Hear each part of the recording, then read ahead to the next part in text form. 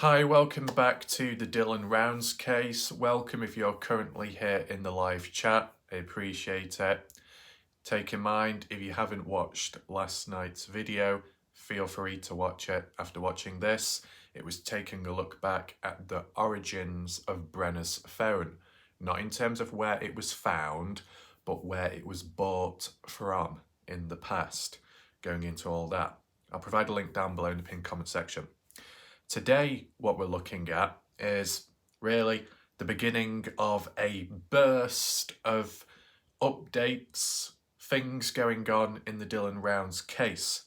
It's kind of been an eruption from, you got the likes of No Thanks with his video coming whenever with Candice Cooley and describing it in the community post, which we'll read out today. You got Lance Kelly with one of his videos talking about stuff which I haven't seen yet, okay, but I'll get round to, so don't worry.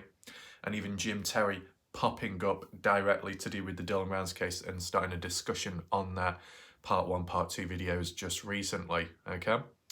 And just give a backstory before we go any further, okay? For the past few weeks, you could say, and maybe month or two, it's kind of been flat. The coverage has still been up there, but in terms of the burst, where all of a sudden all this information or all these different people come on in at the same time, that's not happened for some time. So in between, I've been doing my own thing. And by doing my own thing, maybe I've isolated myself from certain channels with time. But then again, maybe because they're not really covering much at that time, then there's no need to look at them, okay? But do my own thing. I can continue doing that, but this is important, and that's why I'm focusing on it today, or at least beginning to cover it today, okay? I did say Kenny Veach M-Cave coverage. Yes, of course, that needs to be covered as well, but I just need to try and figure out how to upload the videos in the correct order, right? Some things are valid for a certain amount of time. Some things are time limited maybe. Other things are a little bit more eased and casual, right? So to try, because I'm uploading video nearly every day, maybe cut back on the length of some of them, which could help in terms of stamina team. But I think today we're going to begin with Jim Terry, okay? So as we do go along, you can share your thoughts, opinions down below in the live chat, okay? Speaking of last night, it was probably one of the wild times. Not so much in my coverage, which is saying something, but in the chat itself. Now, Wes apologised later on, but it's fine. Carry on doing whatever or saying whatever, it's all good.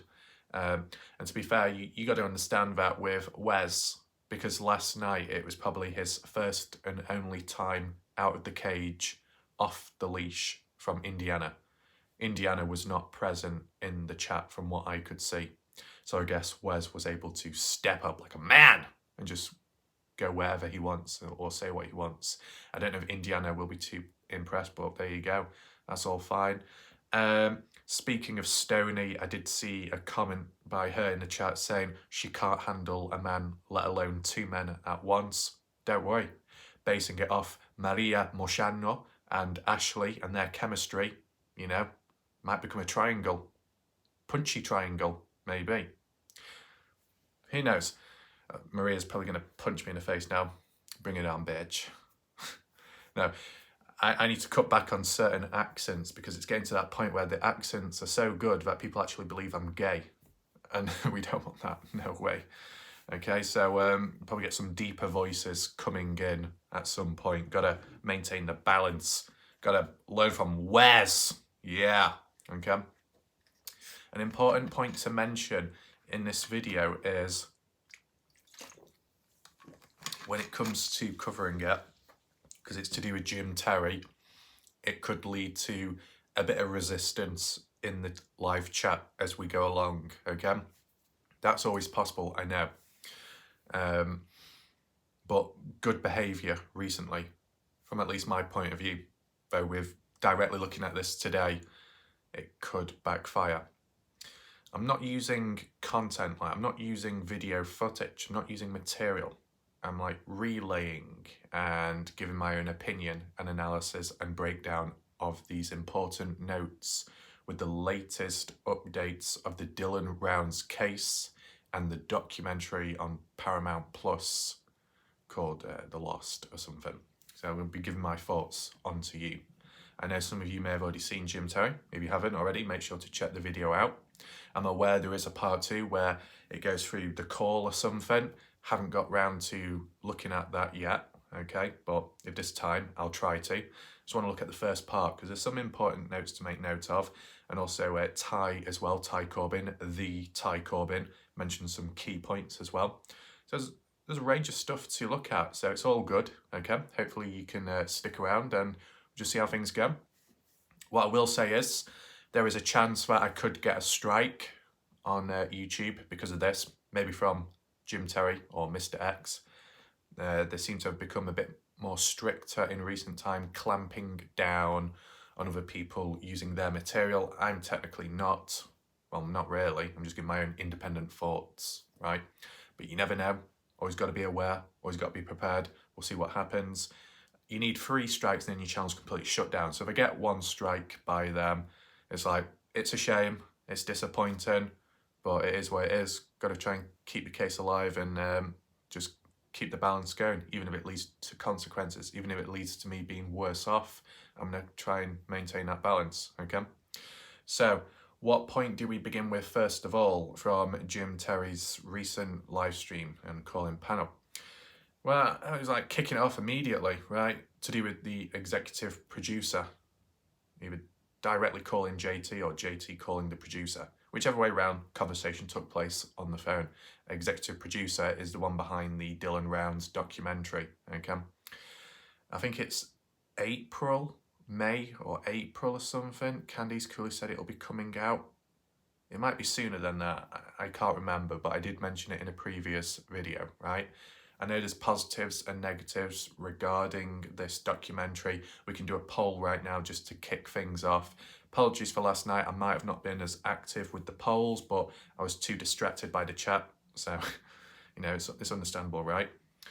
So, do you think, as a poll, the Dylan Rounds documentary is a good idea or a bad idea, right? And then we can do like a later poll as well, right?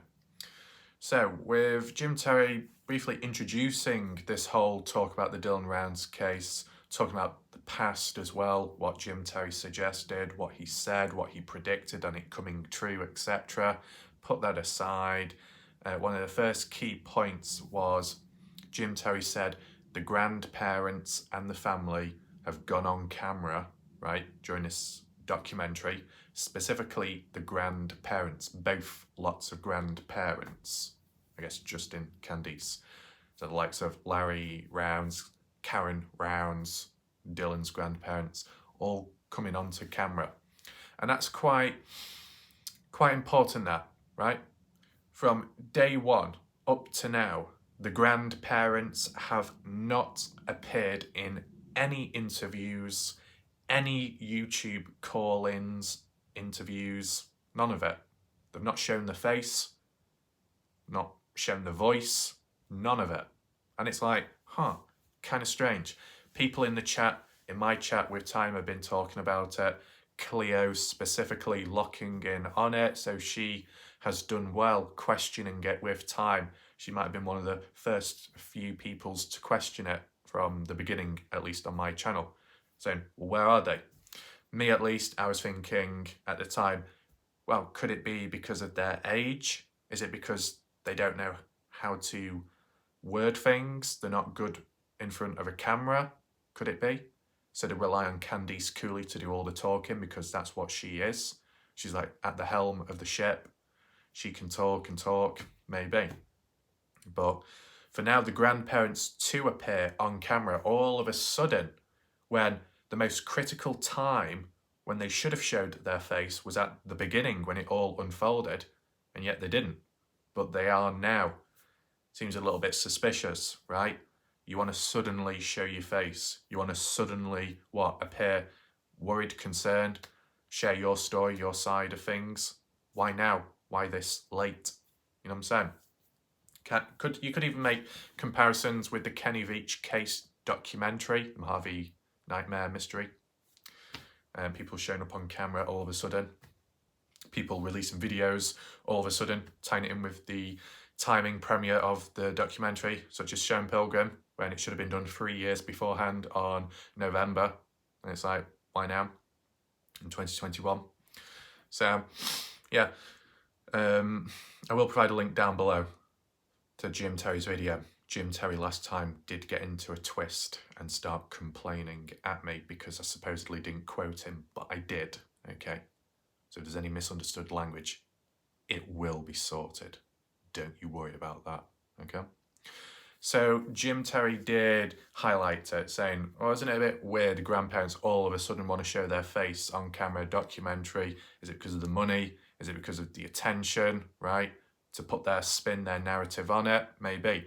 From my opinion, I would say now, from hearing about it, grandparents wanting to appear on camera, the family themselves, like Candice, Justin, not much of a surprise there because they've already appeared on camera. They've done interviews, news ones, formal, informal, YouTube, elsewhere, etc. Right? It's yet, I guess, another additional opportunity to share their thoughts, opinions, their side of the story. Candice Cooley to spread awareness in her mindset, at least, whether it's right or wrong, normal or corrupt, right? Put more blame on the police, probably, right? I don't know if I did do a prediction on this documentary. I feel like I might have done. I don't know if I didn't do an independent video titled that. So really, if anyone can remember the predictions I made on the documentary, which was probably like a month ago, I'd say.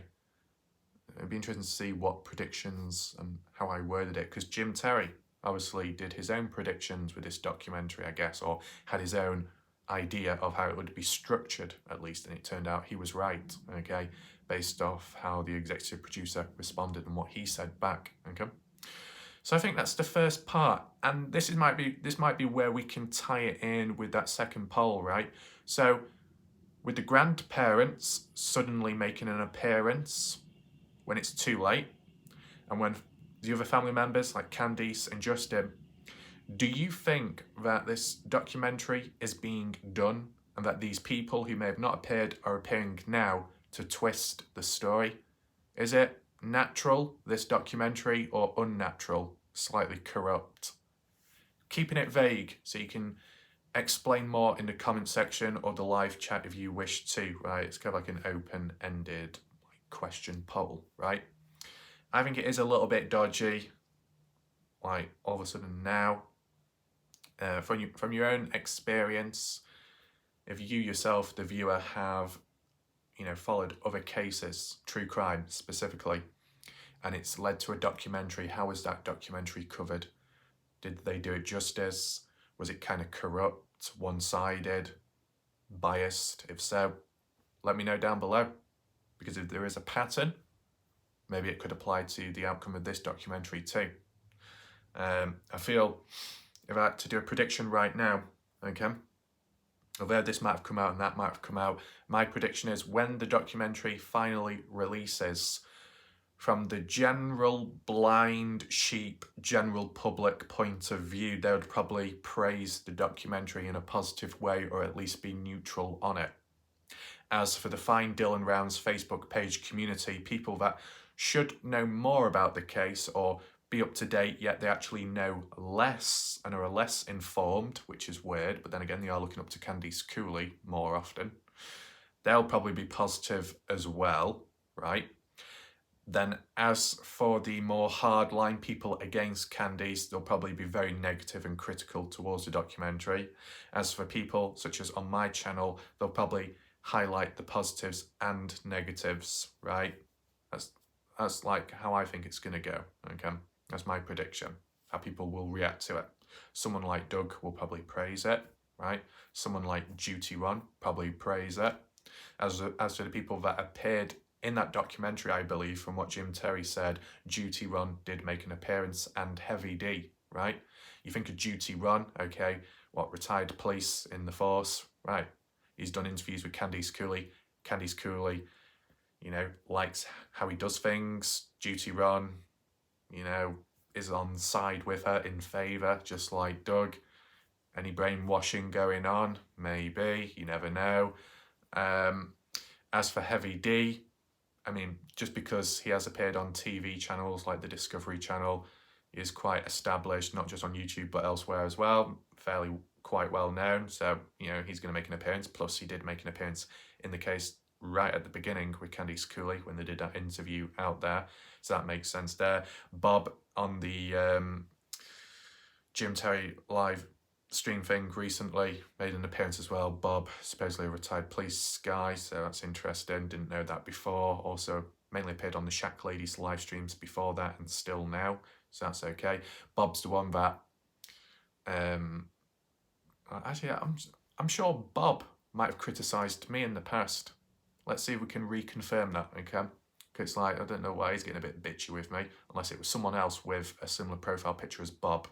I guess we'll see. But Bob highlighted that Heavy D is a Mormon, a Bourbon. No, that's a biscuit, but a Mormon, Church of Latter-day Saints, right?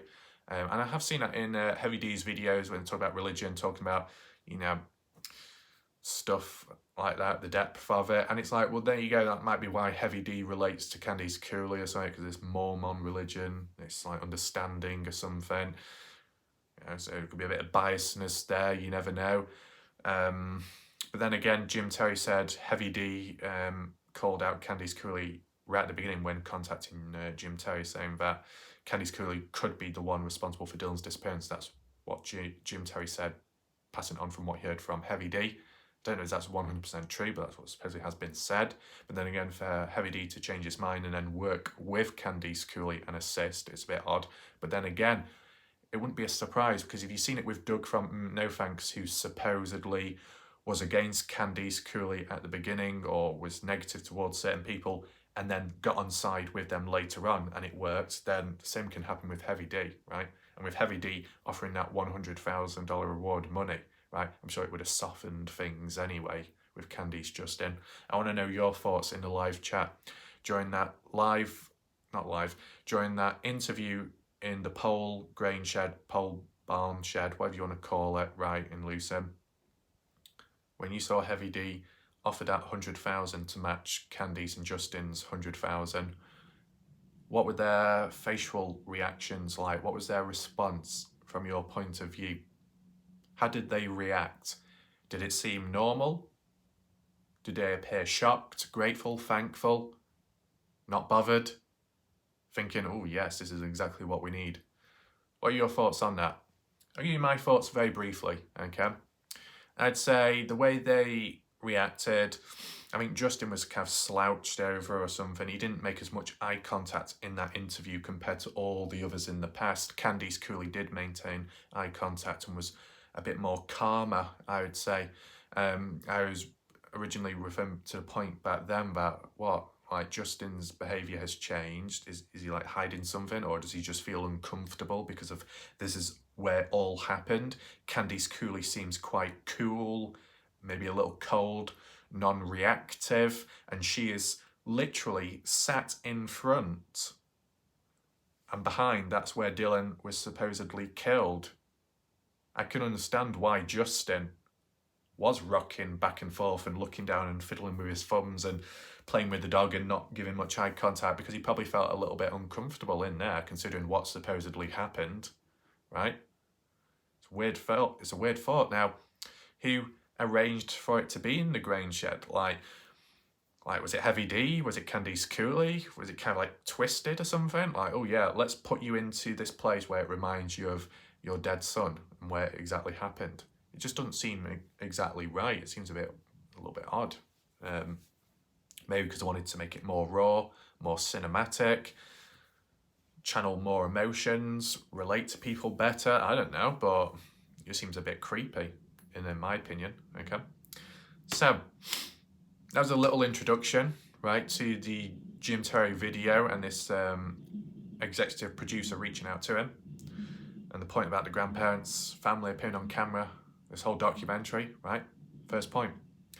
The next point to take note of from what the executive producer said when responding to, I guess, Jim Terry's questions about, what's the structure of this documentary?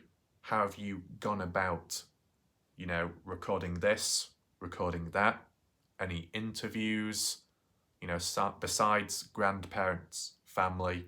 What about other stuff and facts and information, history, backstory? And from the looks of it, from what Jim Terry said in the video, that the executive producer said there's been no interviews with Montello locals, right? No interviews with the likes of Kurt Wadsworth, Chase Venstra, Brenner even. Now, is it possible for a documentary crew to reach out to someone like Brenner, a person in jail? Possibly, providing Brenner wanted to. I'd say it's probably possible to work around it. If people could interview Charles Manson face to face, then I'm sure they can interview Brenner, right? But didn't happen. And from what Ty Corbin said, when Ty was out there, because he is out there, he didn't see any presence of the documentary film crew, any of that. No interviews, no vans, no people with cameras. And it's like, oh, so where else were they? Did they even bother? And I'll tell you one thing, I don't know if this will help Jim Terry. I don't know if it will help Ty Corbin, but from my own experience, right, when it came to the Kenny Veach case and the mystery of the M Cave, and they made that documentary, I think that was on Paramount as well, or it was on HLN, one or the other, or maybe they're tied together, possibly. But when they did the documentary, they didn't actually record in the Mojave Desert. They did it elsewhere. I can't remember exactly where, but they did it elsewhere. And the reason why I was interested in it at the time, because I was thinking, if you're going to get a film crew going all that way out there to that rough, dangerous desert terrain, an area where Kenny Veach was, are they going to disturb the environment? Are they going to fiddle and alter with things? Well, obviously not, because they weren't there. They were elsewhere, and some other people confirmed it, right? So what I'm thinking is there could be a possibility that with the Dylan Brown's case, this documentary crew might have not been in the area of Montello, from the looks of it, maybe not even Lucin, but elsewhere, just to get that background similar to Lucin, right? Might not want to go out of their way completely, okay? Because of the time, the effort, resources, the cost, who knows? So they just get like a backdrop, a background that looks kind of similar, or they find an area which shares similarities, properties with the environment, the appearance, and they can get away with it, possibly, right? So you could see links crossing over there, you never know. Do we do a poll again? Maybe not, it might be a bit too sudden. You can share your thoughts at least just in the chat, okay? So the fact that supposedly no interviews have taken place with the locals, that's quite problematic, okay? You think about it, you're hearing it from the grandparents and the family's point of view when it comes to Dylan. Okay, I guess that's kind of good, but what the negative is, you're not really hearing it from the other side, the people that also know Dylan in some way or another, right? That people who are actually from the area that would have seen Dylan maybe more than what the family did, right? Because of the location and distance. From how it's been worded, from like what Jim Terry said in his video, from what Lance said, despite people calling out Lance with time and over time, even Lance pointed out, saying nearly every day, Dylan rounds in the morning, peering at Kurt, staying there the night or so. Yeah, you get me? So, someone like Kurt Wadsworth not being interviewed would have been an opportunity for him to speak if he wanted to, whether it be to speak naturally, genuinely, or to spread his own conspiracy or twist the story, right? I guess from like Jim Terry's point of view, in a rough way of wording it, because it's the family that are getting to talk and appear on camera, they could twist the story, change the narrative to suit them. They can talk about Dylan, they can praise him, they can say he's a great individual, he had a great life ahead of him, he was successful, kind of like as described by Jim Terry in that format, part 1. Then the family could carry on with the narrative in their mindset in part 2, as described by Jim Terry, by saying, I'm placing the blame more on the police and saying, no, it's the police's fault. They messed up. They could have done this, they could have done that, etc. So by really pushing the focus on the police, it excuses other people who may appear just as suspicious, kind of like Kurt Wadsworth, or someone like Don Hately, or maybe Ed Harshberger. You know, how much of their names are going to appear in this documentary? How often? You do a tally chart and like the depth of the information provided, who knows? It could be an underwhelming documentary. From the Kenny Veach documentary, that was underwhelming. They basically told the regurgitated story, like how all the other YouTubers do so, like when they come in one-time videos, not including any of the updated stuff, right? And then they'll spin it on the military alien conspiracies, forcing that agenda, but doing it in such a way that it sounds a bit silly or a bit hard to believe, saying, oh yeah, typical conspiracies, oh yeah, typical aliens, typical Area 51, but doing it in such a way that it sounds a joke, so it's not believable, right? Shifting the focus elsewhere when it could be shifted on the family themselves, in which some of the members could be responsible for Kenny faking his death, disappearing elsewhere, but the family aren't going to reveal that. They want to appear on the interviews and look good, or look distressed, saddened, maybe fake tear, something like that. Will we see that within the Dylan Rounds case? Possibly. You never know. Just a matter of time will tell, right?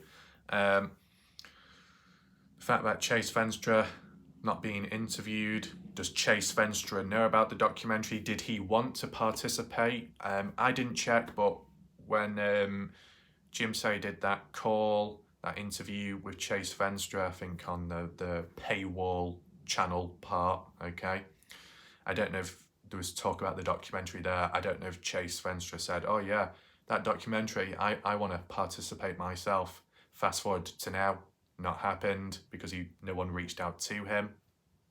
You know what I'm saying? I don't know the full story with that, but from how it's been worded, Montello locals, at least, Montello presence of interviews or coverage wasn't done so. And you know what?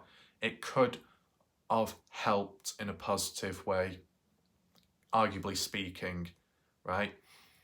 If you had this documentary crew coming into Montello, allowing the locals to share their point of view, to share their personality, their thoughts, their mindset, visually, internally, even on an emotional level, maybe it could have balanced out the Dylan Rounds case and maybe a contrast in a subtle way from what the family are saying, and it might have even cleared up any suspicion or any negative bad taste left in people's mouths when thinking of Montello.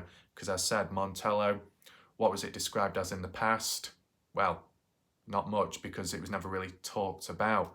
The place only became like a key beacon on the map when the Dylan Rounds case came into play, right? And that's where all the ideas, the rumours and some of the negativity came. So that documentary crew could have cleared up some stuff, or at least provided Montello locals a platform, a place to share their voices, right? If Candice Cooley can do it on YouTube on some channels, but she can also do it in this documentary, then it should have been allowed equally from the other parties as well. But that doesn't seem to be the case. And with how the executive producer responded, saying, no, we've not done this, we've not done that, we didn't know about that information, we didn't know about that person, we didn't know about that event, it's Jim Terry kind of said himself, so what do you know? Like, what have you listened to? And from the way it seems, and from what Candice Cooley said with that K9 unit during the big push at the wash with Mob Crew Chris, with Equisearch and Justin, Candice Cooley did roughly word it as, with the people listening to my orders, me saying, right, we go here, we go there, and them following, it was good. It probably was good because you had power, you had control, people listened to your orders. So did we see a possible repeat of that in this documentary where, I don't know which way it worked, whether it be the documentary crew, Paramount, reaching out to Candice or Candice reaching out to them, whichever way round, then Candice Cooley took the reins and said, right, you're going to do this, you're going to do that, you're going to go here, then there, you're going to interview us and only us, you're going to listen to us and only us, because what anyone and everyone else says is a load of rumours. And that's kind of like what Candice Cooley quoted from the last or the one before that in Doug from No Thanks interview with Candice Cooley, where she said, everything that comes out of my mouth is the truth, or roughly the truth. Anything that comes out of other people's mouths, it's just speculation. That's how it was worded.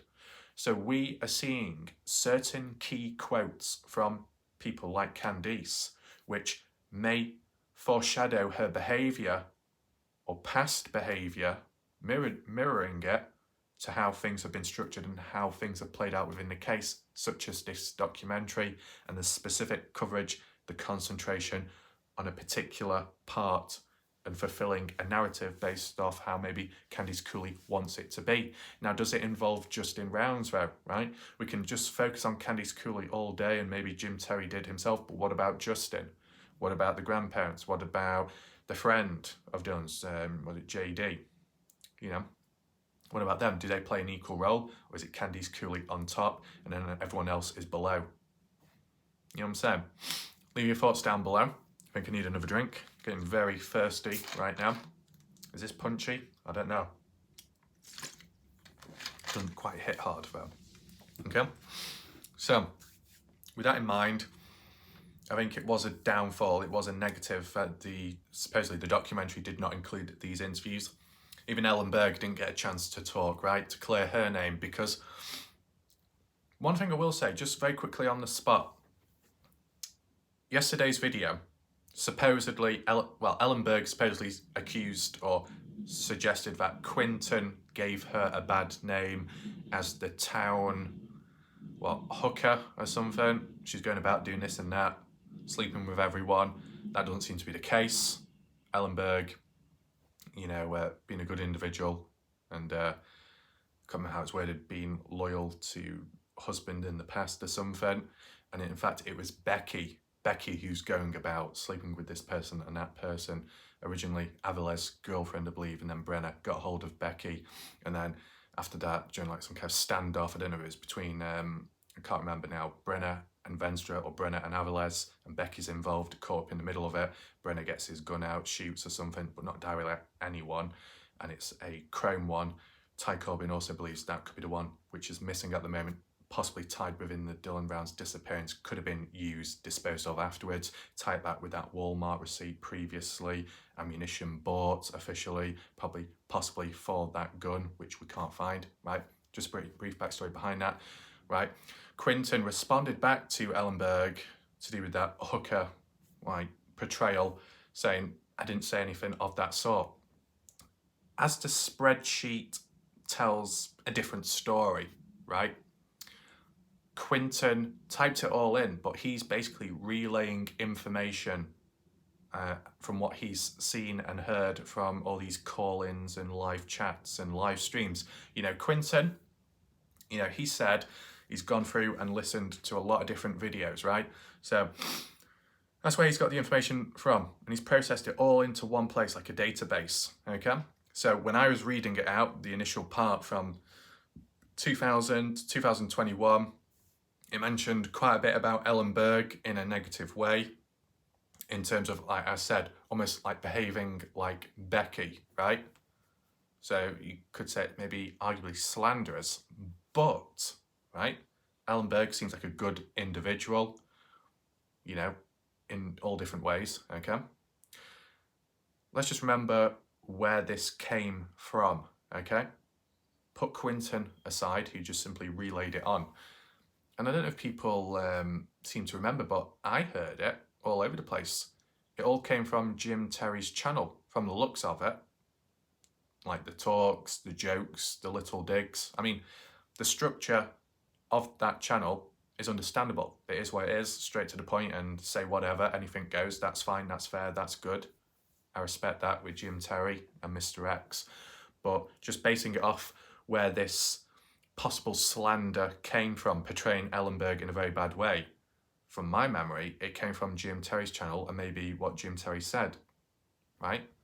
So I don't know if Ellenberg is aware of that or not, but I remember hearing about it because I don't know if it was directly on Jim Terry's channel or Salty Pancakes, possibly one or the other. And Pancakes was on it at some point. The Shack Lady was on it maybe at some point, all in one. And Ellenberg was talking or calling Jim Terry, but Ellenberg was drunk supposedly. Well, she sounded it, saying all kinds of things. I think calling Jim Terry a little prick or something in all different ways, probably. Saying, bring it on, big boy, you know, all that type of stuff. And it kind of got a bit wild. It was kind of funny at the same time, but I don't know. I'm not quite sure exactly which channel that was on.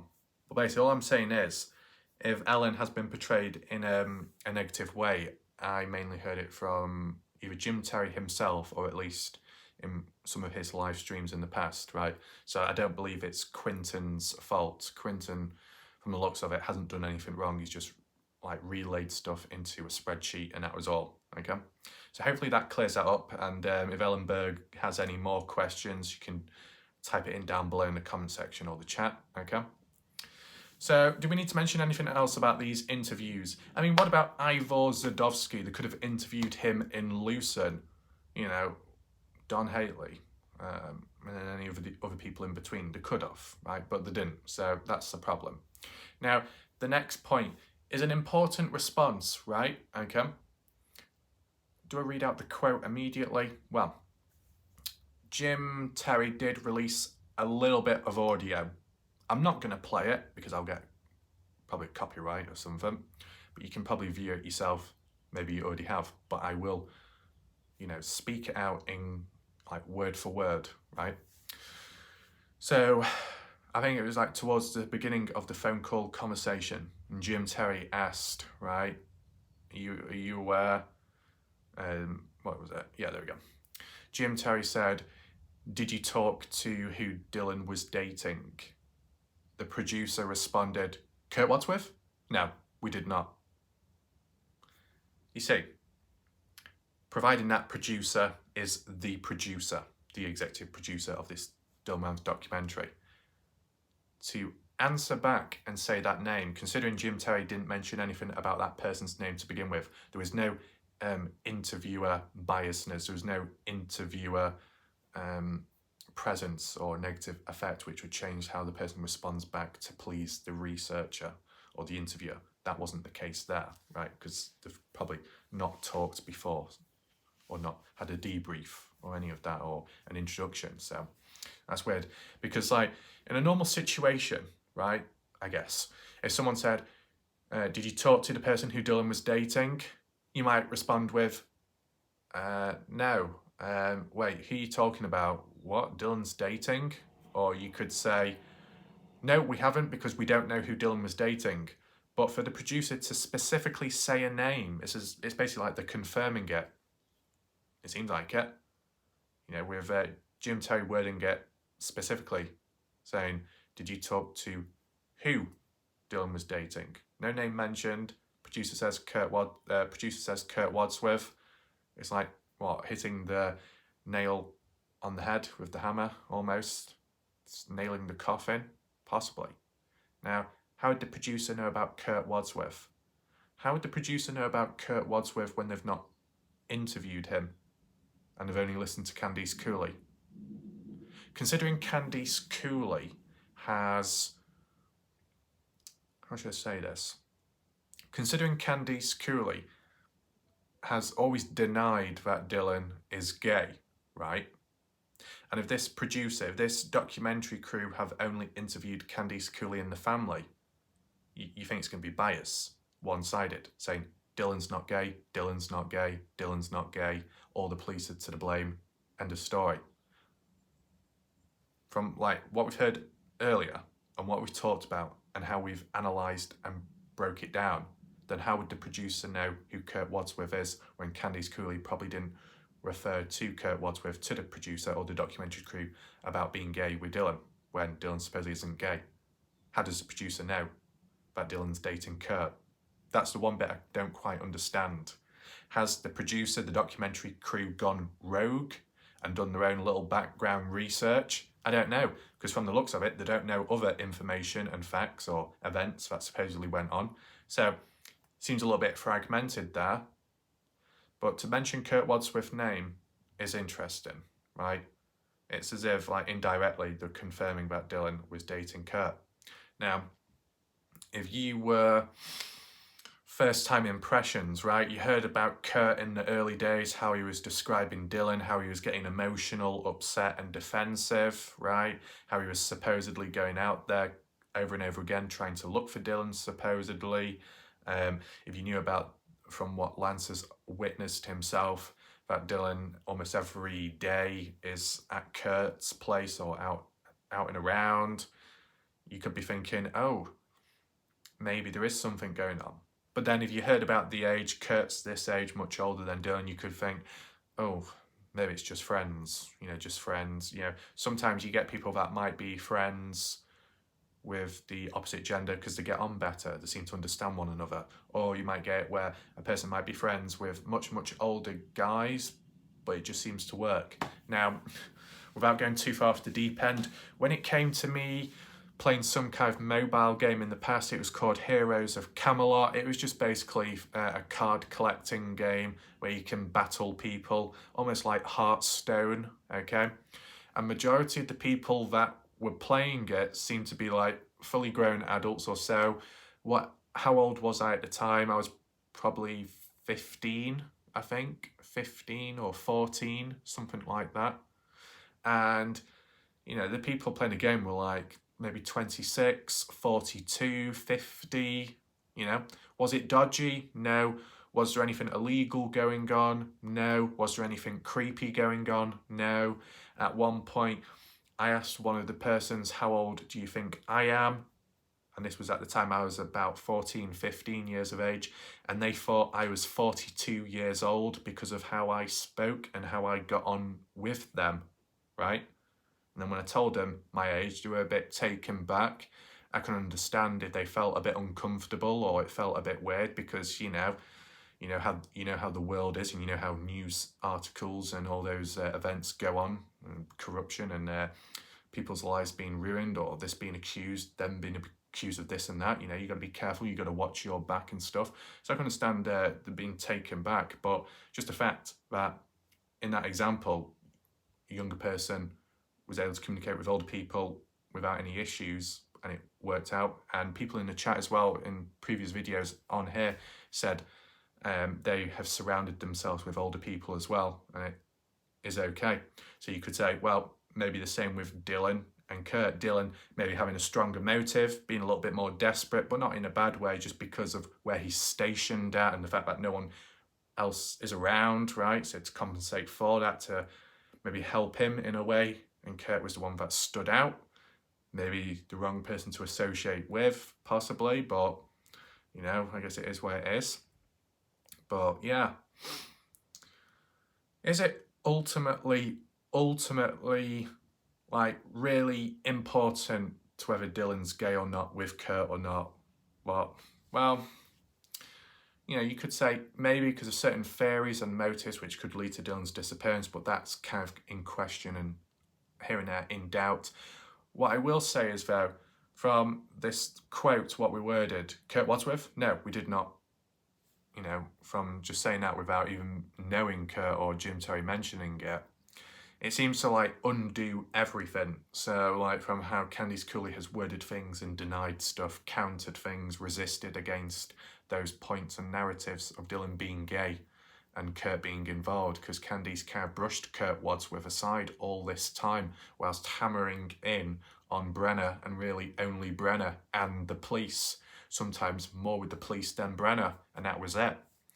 So with that quote acknowledging Kurt Wadsworth and possibly dating Dylan from the looks of it in an indirect way, it basically is significant in unearthing a turning point in, oh wow, so what about all the other points mentioned before that were denied or in question or doubted by people? They could be true as well. You start looking back, you start questioning this and that. So more so, I'd say it's an important turning point, but in the wrong direction.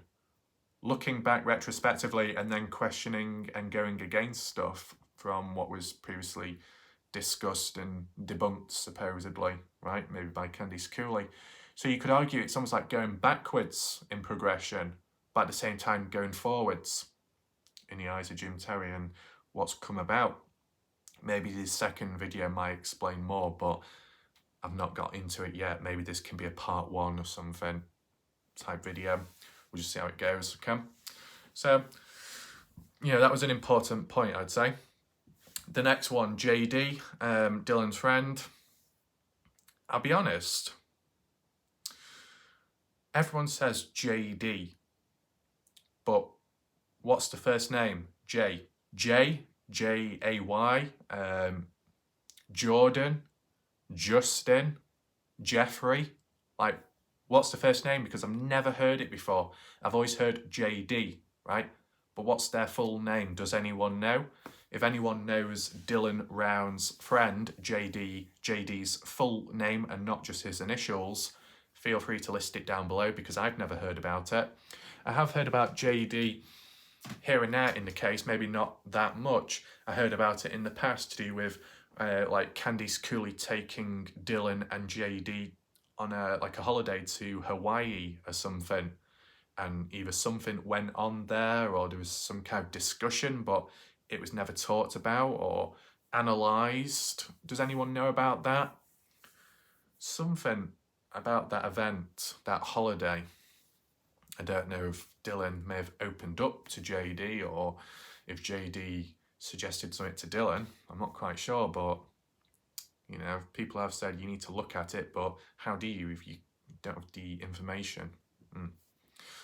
As for JD, Jim Terry said, from what the producer said, JD, Dylan's friend, did not appear on camera, didn't really appear in the documentary at all. I guess JD didn't want to. That does make it very interesting now, because you think about it, JD had the opportunity to appear on camera, yet the other Montello locals didn't. JD isn't from Montello, but is a friend of Dylan. So I guess sometimes friends can become family of friends and stuff. So I guess they allow it. Maybe Candice Cooley allowed JD to have the chance, and yet JD didn't want to. I wonder why JD didn't want to associate himself with this documentary. Is it because JD didn't agree with the family? Is it because he's got his own mindset and thoughts, which could be negative towards the family? He doesn't want to be in the limelight. He doesn't want to get questioned or hounded, possibly, right? What are your thoughts on that? Do you think there's anything going on behind the scenes to refuse to appear on an interview? Makes you think. But then again, JD, from what I know of at least, you can correct me if I'm wrong, I've never seen an interview with JD on YouTube from my memory. So if he's not appeared on any interviews, I guess he is keeping consistent, keeping his head down, right? Which is fine, it's understandable. If it turned out that JD has appeared in other interviews, formal, informal, right, and he chose to specifically not participate in this documentary interview, then you could say it's more suspicious, because he's accepted the other offers but not this time, where maybe because JD knows the documentary is heavily focused and the narrative has been fine-tuned by the family, or at least Candice Cooley, right? Maybe. I'm not quite sure. But if you know, share your thoughts down below. In addition, the producer was also unaware of Aidan Clune and the Montello, I guess, statistics, the crimes that have gone on. And it's like, well, if the producer is unaware of Aidan, it's not the end of the world, because Aidan is a standalone separate case, and it's not a true crime one either. More of a mystery missing person case like Kenny Veach, okay, from the looks of it, okay? But as for the Montello stats, crime rate, events, right, if you're not going to interview the Montello locals, you're probably not going to know about the stats and the crime, right? That's one way of looking at it. Yes, maybe you can look online, you can look at reports, you can look at past criminal background history, you can look at the Elko County news reports, the year in review of 2022 of Montello, maybe Elko, Box Elder, that crime one. You know, I've managed to get a hold of some of the events, like with looking in the past with Chase Venstra, but that was elsewhere, I believe Clinton, I think. But like the likes of the Wadsworths, right, and what they've gotten up to, their past history, you know, the crimes, the news articles, managed to see all that, looking at other external sites which talked about the statistics of certain crimes, right? Maybe they weren't updated, but they did give some figures at least, right? And that's just on Google. You know, if I can find it, then just about anyone else can, especially people in the country who might have better access, or the search results, the search terms are more focused because of the area you're in, because that does play a role as well, just like with Google Earth and Google Maps by default searches, okay? So, you know, but the way I see it, if the producer, if this documentary crew, you put aside being guided by Candice Cooley, because, you know, they might just listen to her orders and only her orders. If the crew believed that Montello wasn't of significance, that probably explains to why they didn't do the interviews. If they didn't do the interviews, they didn't know about the crime. If they don't think Montello is a key spot because the main spot is Lucin where Dylan went missing, they're probably not going to think of going onto online and looking at the crime and the stats with Montello to see if there's a link which applies to Lucin, right? But then again, you could argue and say, well, then if that was the case, supposedly, then it's very amateur because you're supposed to do a deep background check, right? So there's different arguments to put forwards. Maybe the main one at this moment in time is Candice Cooley directing the narrative and the focus on specific things only, right? Anything else to make note of? Yeah, so this is just referring back, okay? Most of you probably know this about the film, but I'll just say it again because just the last part of how it was worded, I didn't hear of beforehand, right? That might just be my fault. I didn't look at Ty's comment in the past. I know he kept saying about, right, you need to question, or you need to talk about the phone. You need to talk about, you know, what the person said. And it's like, well, how am I supposed to know? You know, what am I supposed to do? But it was mentioned in Jim Terry's point either last night or the night before, okay? Ty Corbin stepped in, right? Makes sense. Ty Corbin was present at the pond during this time where the police were already there and they were like searching through the pond. From my knowledge, at least, Robert Avilés was present, but at the police car, stepping back. That's how it was worded by Candice Cooley from her perspective. I think Ty was mentioning in the Jim Terry live stream that Avilés may have been on a quad or in some kind of vehicle transporting another person around. Was it Tom Grouse? But then there was another person involved too, just to explain and show these locations and areas where he picked up or dropped off Chase Venstra, like on the highway here and there, and then going to the pond. I know it sounds very rough, that, but I'm trying my best with my memory, okay? But the main point was Ty was present at the pond at the time the phone was found, right? Dylan's phone found in the pond. And it was like, oh, okay. But how it was worded last night or the night before by Ty Corbin, there was a bit more to it, right? And a little bit suspicious, I guess. So as they were looking through the pond, hand in the water, they couldn't find anything. And it was getting to that point where, oh, no hope. And someone was either going to get arrested or taken away. And then right at the end, last minute, They got to the edge of the pond, I think the west side, and found the phone and pulled it out. And supposedly it was near the fresh water, or the pipe where fresh water comes out of. And Ty was kind of wording it in such a way that it's as if they pulled it out as if it was planted there to begin with. Now, I don't know what Ty is exactly talking about there. Are you, Ty, suggesting that it was planted there by the police, planted there by maybe one of the family members, or planted there by Brenner? And why would it be planted? If it is to do with Brenner, why would Brenner plant the phone in the pond if he wants to dispose of it? Normally when you plant evidence somewhere, it's to try and incriminate someone else. Planting drugs on another person, planting them in someone's coat pocket, someone's car, someone's house, calling the police come around, warrant, search warrant, notice it, has fingerprints on or is in the possession of the person, then they get arrested when it wasn't their fault. So what do you mean by that, Ty Corbin? Planted or disposed of? Because at least in the past, I was always under the impression it was disposed of and dumped there to get rid of evidence, right? To prevent any more phone tracking if you're disposing of Dylan himself, right? So if that can be cleared up, that would be appreciated, or even if Ellen could clear it up, whoever, right? Or just share your own thoughts, whatever, it's fine, okay? So that was just a little point I wanted to make note of, and maybe Ty wanted me to cover that previously, but I didn't know exactly how it was worded, but I do know now. Right? Anything else? Jim Terry, cops didn't mess up. So, okay.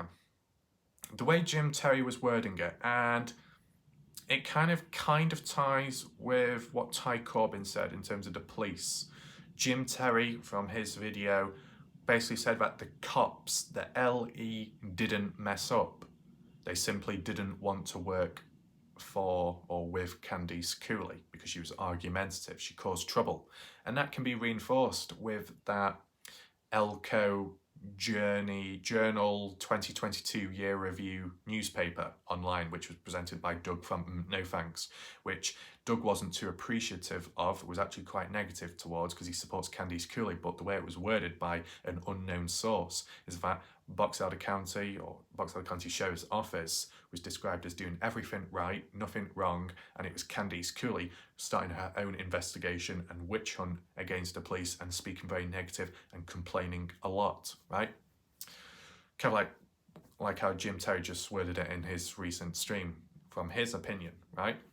As for Ty Corbin has said previously that he, respects the police and what they're doing, doesn't think that they are corrupt, and it's just how it is. Now, what I would say is, yeah, maybe Candice Cooley could be a bit of a pain to work with, could be a problem, right? Maybe talks too much or says things you're not supposed to. But then again, in the early stages, she didn't speak out.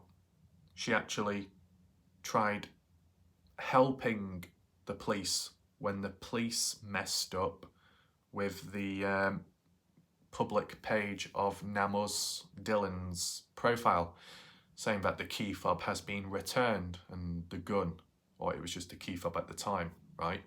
And Candice Cooley had to deny those claims, which were online, because the police messed up. And that's supposedly evident because I saw it visually on the Namus report. Unless it's been twisted all along that it was Candice Cooley that secretly added it in onto the public database of Dylan's profile, and it was twisted the other way, saying it was the police's fault. That's never really been talked about since, has it? Was it the complete other way around? Because it's always been worded as the police did it accidentally when they weren't supposed to, and Candice Cooley was advised to try and counter it, to clean up after the police and their mistakes, right? Because there are some events where the police evidently messed up or didn't do what they should have done, like arguably to an extent with Brenner 2021, right? That being delayed.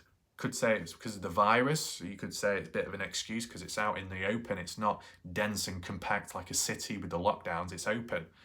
less people around, less things being spread about. So yeah, because it's excuses.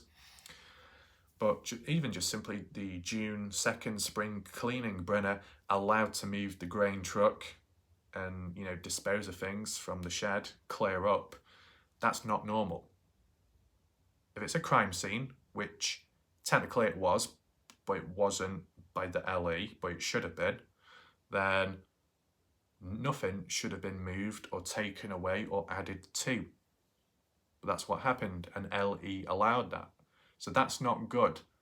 Yes, the LE might have done good, might have a case behind the scenes and done that all right, but what about those little standout points? Spring cleaning, allowing that and sitting back, sitting down, not treating it or taping it off as a crime scene.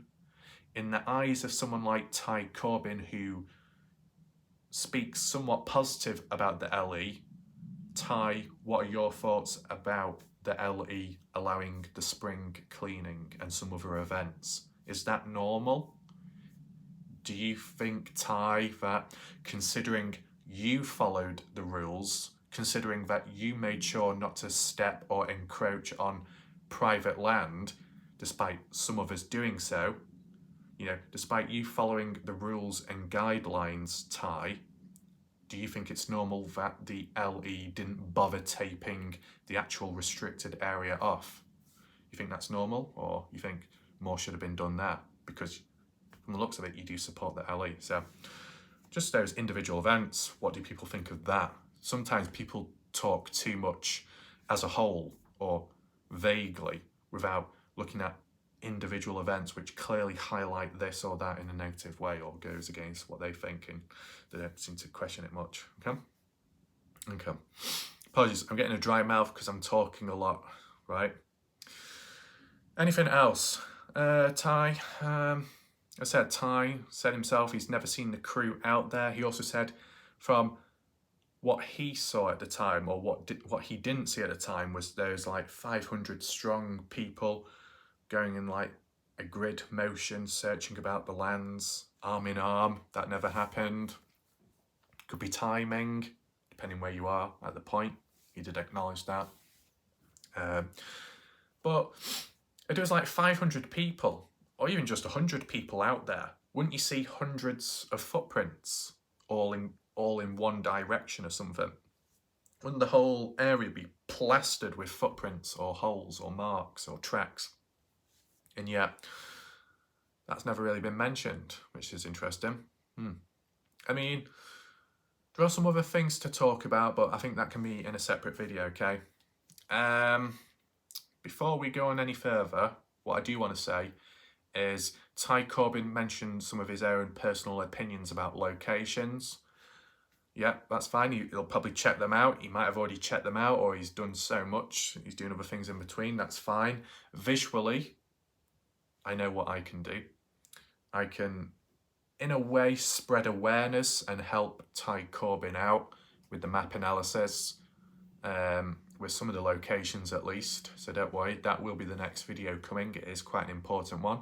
We'll take a look at these areas. We'll zoom in, we'll question, we'll think of, we'll start discussions. So make sure to be around for that next time, which will probably be tomorrow or the day after, okay? Be on the lookout for that. We don't finish there, there's still more to cover and talk about. Take in mind, these are like summary points, right? Jim Terry's video, along with the other one, which we haven't got into yet because I haven't watched, but the first one was like 4 hours and 40 minutes, pretty long, right? I think Jim Terry's videos are like maybe an hour and 30, on average maybe 2 hours plus, pushing it 3 hours 40 minutes, but with it being an important one and about Dylan, I can understand why it's like 4 hours long, but I can also understand like when you get these ones where it's so long, it might not always be practical for people to watch immediately.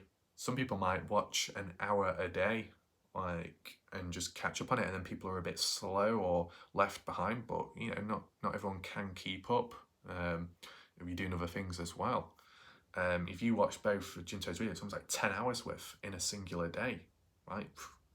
You know, So basically, this like 4 hours worth of video I've summarised in about an hour, which is somewhat positive. A lot of talk and waffling, no offence, was about the plane and the Lidar. You know, was it intentional or not? Was it the exact plane or not? Ty said it wasn't, it was a different plane. One was flying over to look for Dylan, then supposedly another, which was argued to be the same, which supposedly it wasn't, went over Candice Cooley's house. I mean, you think of distance, right? You know, you could be in the air, and because you're in the air, you're overlooking multiple things. So people on the ground here and way over there can see the plane, and you can see everything. Now, when you're on the ground, you might think, looking up, oh, they're hovering over us. They must be coming for me. And then someone nearby could look up and think, oh no, they're coming for me. And someone over there could say, oh no, they're coming for me. And the plane, when they're operating, they're like, right, let's look over there instead. It can be a bit deceiving, right? When you're up there and you're on centre stage almost, right? But you got to think of distance, okay? So you got Lucin, the area, down here, hovering around, looking for Dylan, flying over back and forth. And then you got Hazleton, Idaho, north, up that way, further on. I don't know exactly how many more miles. I have measured it in the past, but I can't remember it, okay, I'll be honest with you. And that's where Candice Cooley supposedly lives, in Hazleton, Idaho, so that confirms that at least. And with a plane flying over hers, Lidar, ground penetrating, surface penetrating, ground disturbance, whatever it may be, assuming, which wasn't talked about in other people's videos except mine, about what, do people think Candice Cooley specifically buried Dylan in her backyard? That has not been talked about on other people's channels, which is a little bit odd, right? But from like maybe Jim Terry's video, or like how they were talking about it, how they kept pushing the idea of the Lidar flying over Candice Cooley, you know, what does that highlight? That kind of questions something, right? Like that someone, the people behind the plane, the ones that have been sent out there, might have a suspicion that they think Candice Cooley is involved in it. I think it was Jim Terry that said he doesn't think Candice Cooley is responsible for Dylan's death. Or it was either Ty Cobbin, or maybe both said it, right? I'm being loose with words because I don't want to get done for, you know, because some people can be very picky, right? Very picky. You've got to be careful with language, as I said. But, you know, if there's great distance between both Lucin and Hazleton, Idaho, and you've got a plane, right? Let's just say a plane. Or, no, let's just say 2 planes. And they're both looking for Dylan on different occasions, let's say. One goes up and down Lucin, the other one goes up and down and then goes on to Hazleton. If there's a great distance between the 2 locations, it's like, well, why are you going so far that way when you should be down here? Because what makes you believe Dylan's up there? Oh, wait, this is where Candice Cooley lives. Maybe that's the secret reason to why you're doing it. You're supposedly doing it for Dylan, but you're actually doing it to see what Candice Cooley is up to, or what she could be hiding. So, if they are close together, right, in terms of distance when you're covering the distance in an actual plane and not on foot and not by driving, the mileage, the time it takes probably won't take us that long. So you probably can get away with it and it won't seem as suspicious. But if you went out of your way to cover distance, to cover the depths and lengths of a place to get somewhere else, there's got to be another motive behind it. Just like with the Kenny Veach case, you've got the Mojave Desert, right? You got Sheep Range, you got the Jomay Canyon, and it's like, right, yeah, Picture Canyon. And that's far out from the visitor centre, the DNWR. It's far, far, far out from Las Vegas. So you got to go all the way up there to park up and then go on the hike. That's quite some distance. So if anyone, which people did go to, there's got to be a strong motive and reason to why you went all that way in that direction to get there, right? So you can apply that attitude, that thought process when it comes to this Lidar flyby, right? Which happened, what, how long now? 50 to 60 weeks ago, supposedly speaking. Black Dove also appeared at this point on the panel, showing his thoughts and stuff, talking about the gay situation, saying it doesn't really matter, talking about how he relates to Dylan, okay? in the sense of Dylan may have wanted to get away from things, so he's got his own peace, he's got his own mindset, his own routine. He's going against what everybody else says to do, or gets away from all the other expectations, does his own thing, does what he thinks is right, and I guess Black Dove relates to that or looks up to Dylan. So that's what led to Black Dove's presence in the beginning, that glimmer in his eye.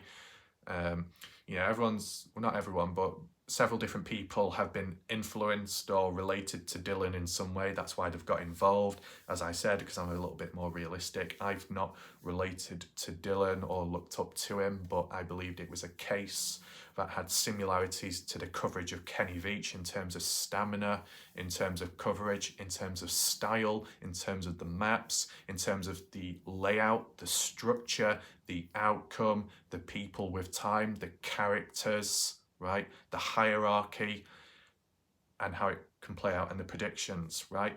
So because of that, it could be covered and balance could be established. That's why I got involved, right? And with time, most of it's been positive. And as I said, for the first time in my life, the positives have outweighed the negatives, like when it comes to humans, as for in general in life. As for specifically in the Dylan Brown's case, which has been argued to be quite toxic by people and problematic, it's not been as bad for me. Even though you could get dodgy people out there, when it comes to Mr. X, when it comes to Jim Terry, I've not really had any negative run-ins with them, which I guess is a positive. But whilst being positive, that can be taken away from my experience. Whenever I am positive, something bad does happen shortly afterwards, so I could be fucked there. And an example foreshadowing that is getting a strike because of this video, as I said at the beginning, but it is what it is. When it comes to pancakes, it started off a bit uneven, a few little meltdowns here and there, but that's been okay as well, because although people might think negative of pancakes, at least from my experience, I've not really had any negative run-ins with him. So that's a positive. When it's come to, like, for most part of it, the viewers from his channel that have come to mine, maybe Stoney, if I'm correct in saying, Mini-Me, who I kept getting mixed up with Minnie Mouse or Mickey Mouse, just because it's like Mickey, Minnie Mouse. It's just a tongue twister. But yeah, they've not shown resistance to me. They've not really caused too much disruption. So that's a positive. The only few knobheads that did cause trouble, and only one person I can think of who came from Salty Pancakes, was Star Jasmine. She was a knobhead, okay? Just being realistic. They had a brown profile picture and they just whinged and whined and complained towards me. But as for the other pancake viewers, they've not caused me trouble, so that's all good. Who else? No thanks. Not caused me any trouble. Has acknowledged some of my comments, so that's all positive, right? I mean, everything can shift and change with time, but I'm just saying from my point of view at least, okay?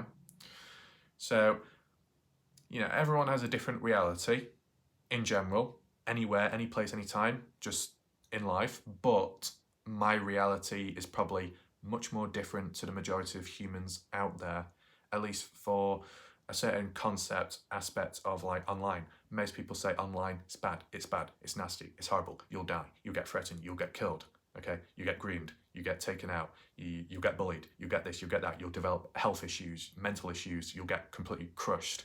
People in real life are better, real life, better.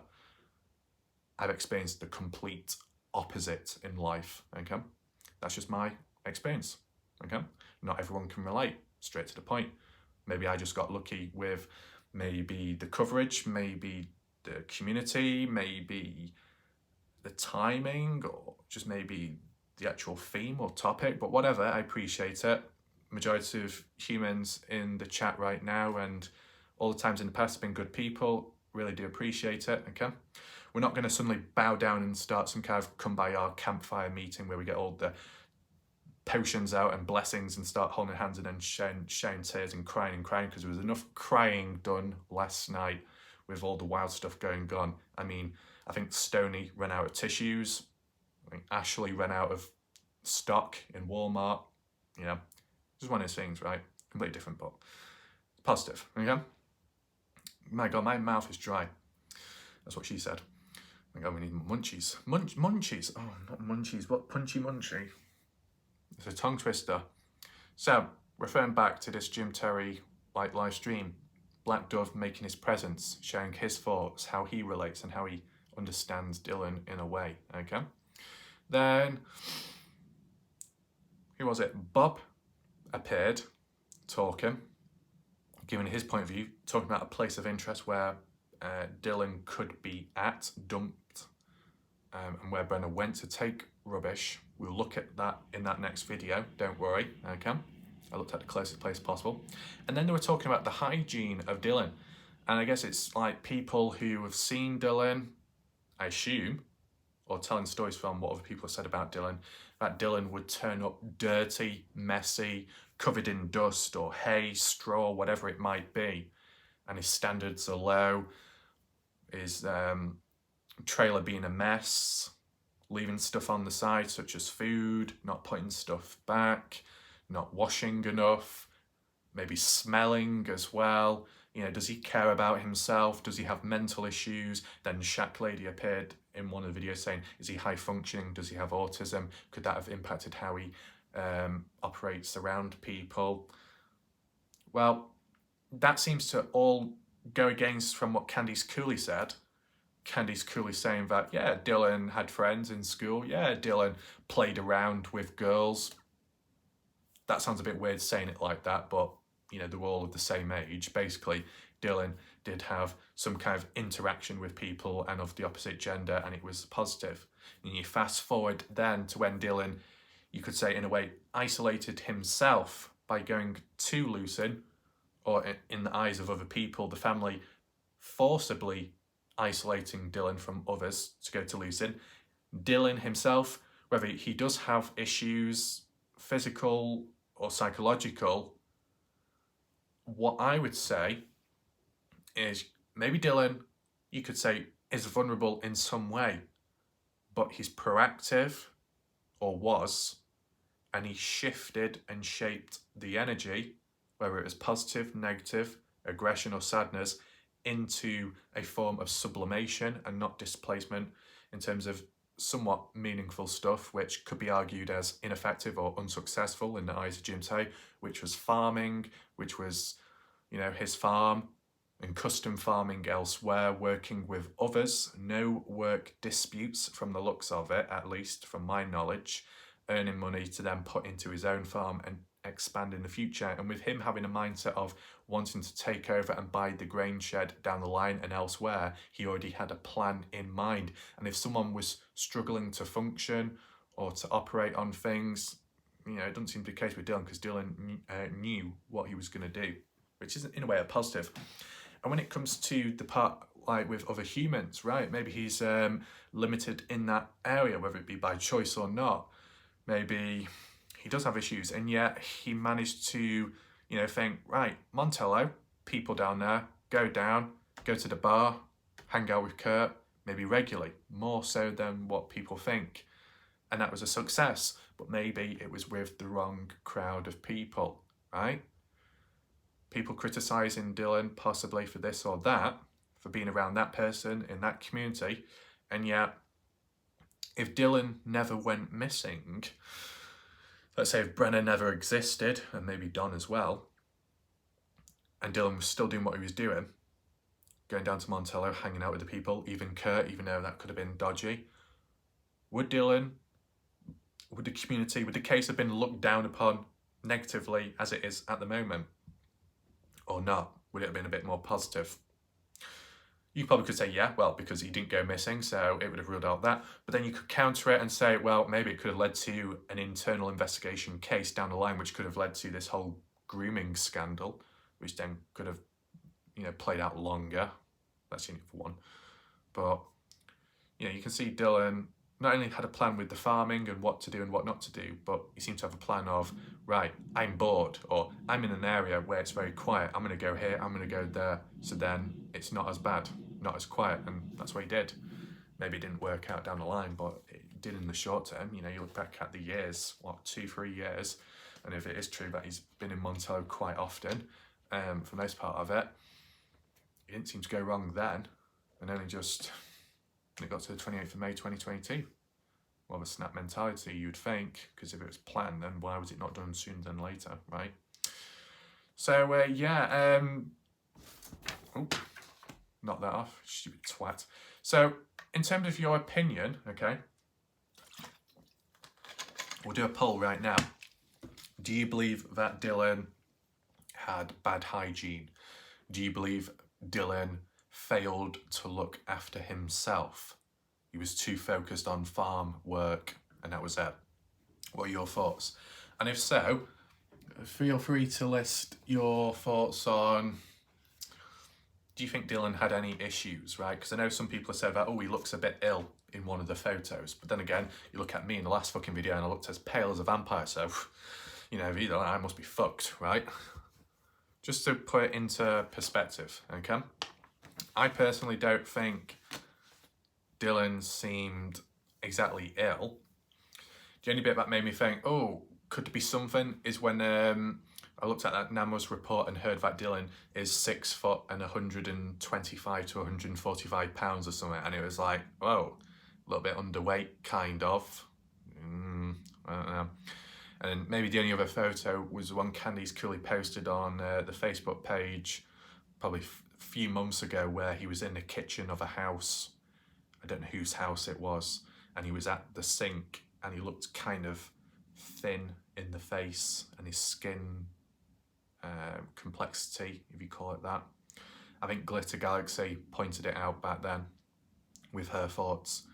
So there is stuff like that, but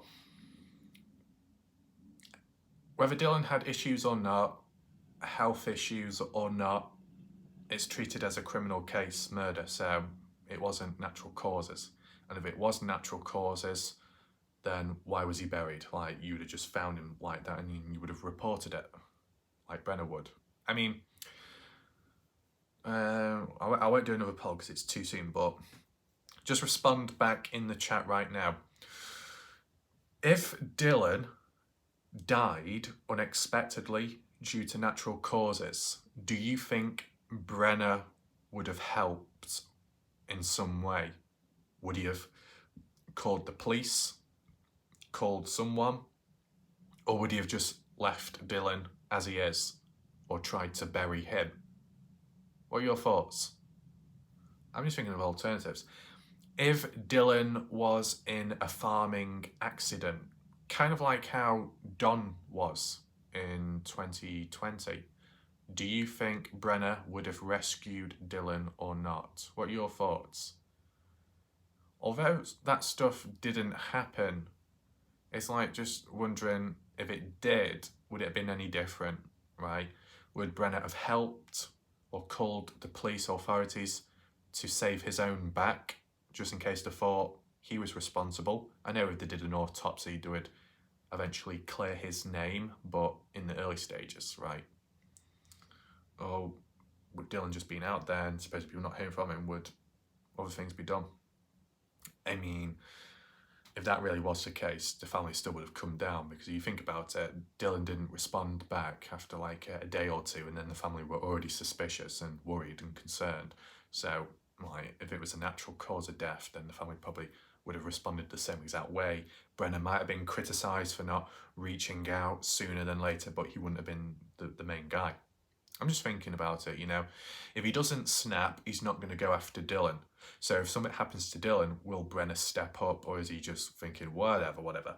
Because he did stand up in some way with that Becky situation and the other guys present in Montello when he got the gun. So a bit more proactiveness there. I guess it depends if it benefits Brenner or not. Aside from his snap mentality, I guess he'll only react if he needs to or thinks there's a need to, I guess. Anything else whatsoever? I don't think so. But we're not finished there, because what we need to do now is go on to the No Thanks Doug's page to check out the community part about this whole Candice Cooley, I guess, interview talk that's coming soon, right? Okay, we know, oh, it's coming soon, but when exactly? I don't quite know. But let's just read the paragraph with what Doug has to say from his mindset, because maybe we can like balance or even things out as we go along, because I might need to do the same with Lance, okay? If there's drama with Gorilla Jack, how there's been in the past, you know, sometimes you look at it from both sides. I did with Gorilla Jack in the early stages. I did with Mr. X last time. If that needs to continue down the line, that can be done so, okay? Just like with the Montello locals, if stuff needs to be cleared up about their names, if there's been any misinformation. There can be, you know, whether Dylan is found now or down the line, in between or even after as a post debrief, there can be a cleaning up session of Montello, the people's there, or people externally, right? I know some people are very tight and are like, oh no, you don't associate us with them and them with us, and we're not all a part of the Dylan Rounds community. This drama is external, outside of it, but technically the foundations, or where the people were first introduced with one another, was within the Dylan Rounds community, and then it branched out. So technically the origins, the foundations did begin from within and branched out, just like how you see with the live chats, the live panels, all these people that might have appeared on the likes of Pancakes or Jim Terry's, or maybe No Thanks, Tyler Fellers, branched out themselves, done their own stuff since, right? They might no longer cover Dylan Rounds, but the only reason why they may exist is because of Dylan Rounds. Just like when it comes to coverage of the Kenny Veach case, apologies that it's not been covered since, but I'll tell you something, if there's anything groundbreaking, breaking news, everything else gets put aside and it will be uploaded, okay? So I'm not purposely delaying stuff, okay?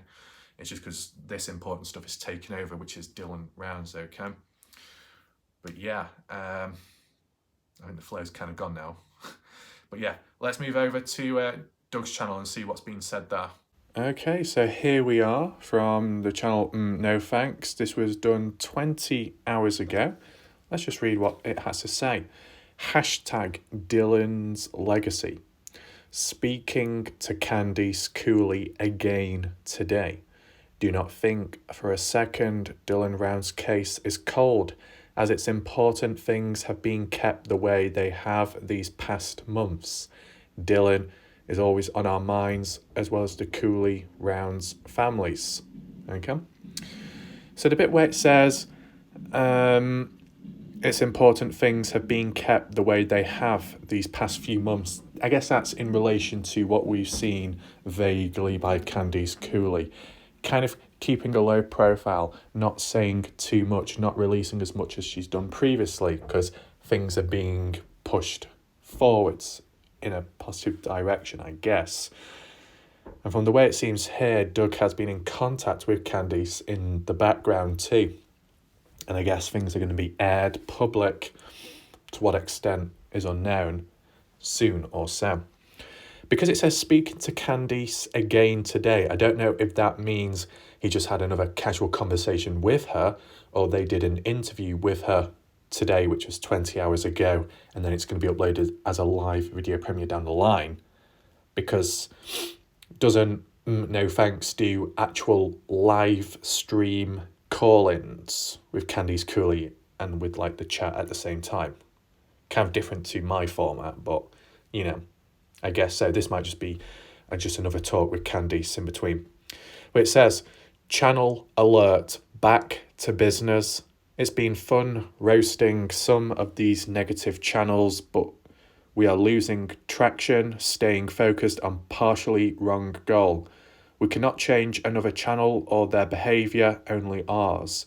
I promise we will still laugh too, but being a voice for the voiceless. Obviously bashing no good, but sometimes we had to go WWE at some point. I'm an ex-pro wrestler, comedian, current and always number one, a father to two boys. So the build up, then the false finish and a pin or a setup punchline jokes is how I deal with things, and it can be overly fun and interesting, but I have to set a standard and maintain setting that bar even for them today, as well as this channel and my two backups for true crime. Also, to keep the largest audience we can, to keep these stories and cases alive and continued hope for the other families as well. So for the sake of humanity and more people tuning in to a great show, let's still have the same type of show minus certain creators or their behaviours being mentioned. Let's stay focused and remember it's not about you, not about me. It's about these voiceless people who need us and their families. I'll be giving you an update on Dylan Rounds shortly. Thank you for getting your news the way that I can give it and the way that you can accept it. I love you guys. See you later this afternoon for Case Talk and I think Tank. Okay. So you get that. You can share your response down below to what you think about it. The general pattern has been, when it comes to Doug, for most part of it, when it's like with the Candice Cooley interviews, it's criticising Ellie mirrored by like how Candice Cooley does, and also more so than Candice Cooley calling out Jim Terry, but maybe not mentioning his actual name as you go along, right? And maybe a few digs at Pancakes too, okay? I can understand why channels don't directly mention the people's names, but word it in a specific way that it's obvious to who you know who they're referring to, because they feel like, well, if they mention the people's names in their channels and that person externally is benefiting because they're being called out but also receiving public attention, publicity, whether it's good or bad, they're benefiting. Now, obviously, when it comes to my videos, I might directly say the people's names, whether it be positive or negative, but I'm not really bothered, to be honest. I know Pancakes might have got a little bit excited here and there, saying, "Oh, you're using my name," or you can't get away from me, or you can't, help yourself talking about me, Pancakes, in your videos, Raf. Well, maybe, but you seem to can't get enough of my back photos, so there you go. But it's all fine. It's not a problem at the moment, right? As for external people down the line who have been a problem, they've eased off or, I don't know, scuttled away, or I don't know what's happened to him, but there you go. Well, there'll always be waves of people, but that's not an issue. Any comments here? Well said.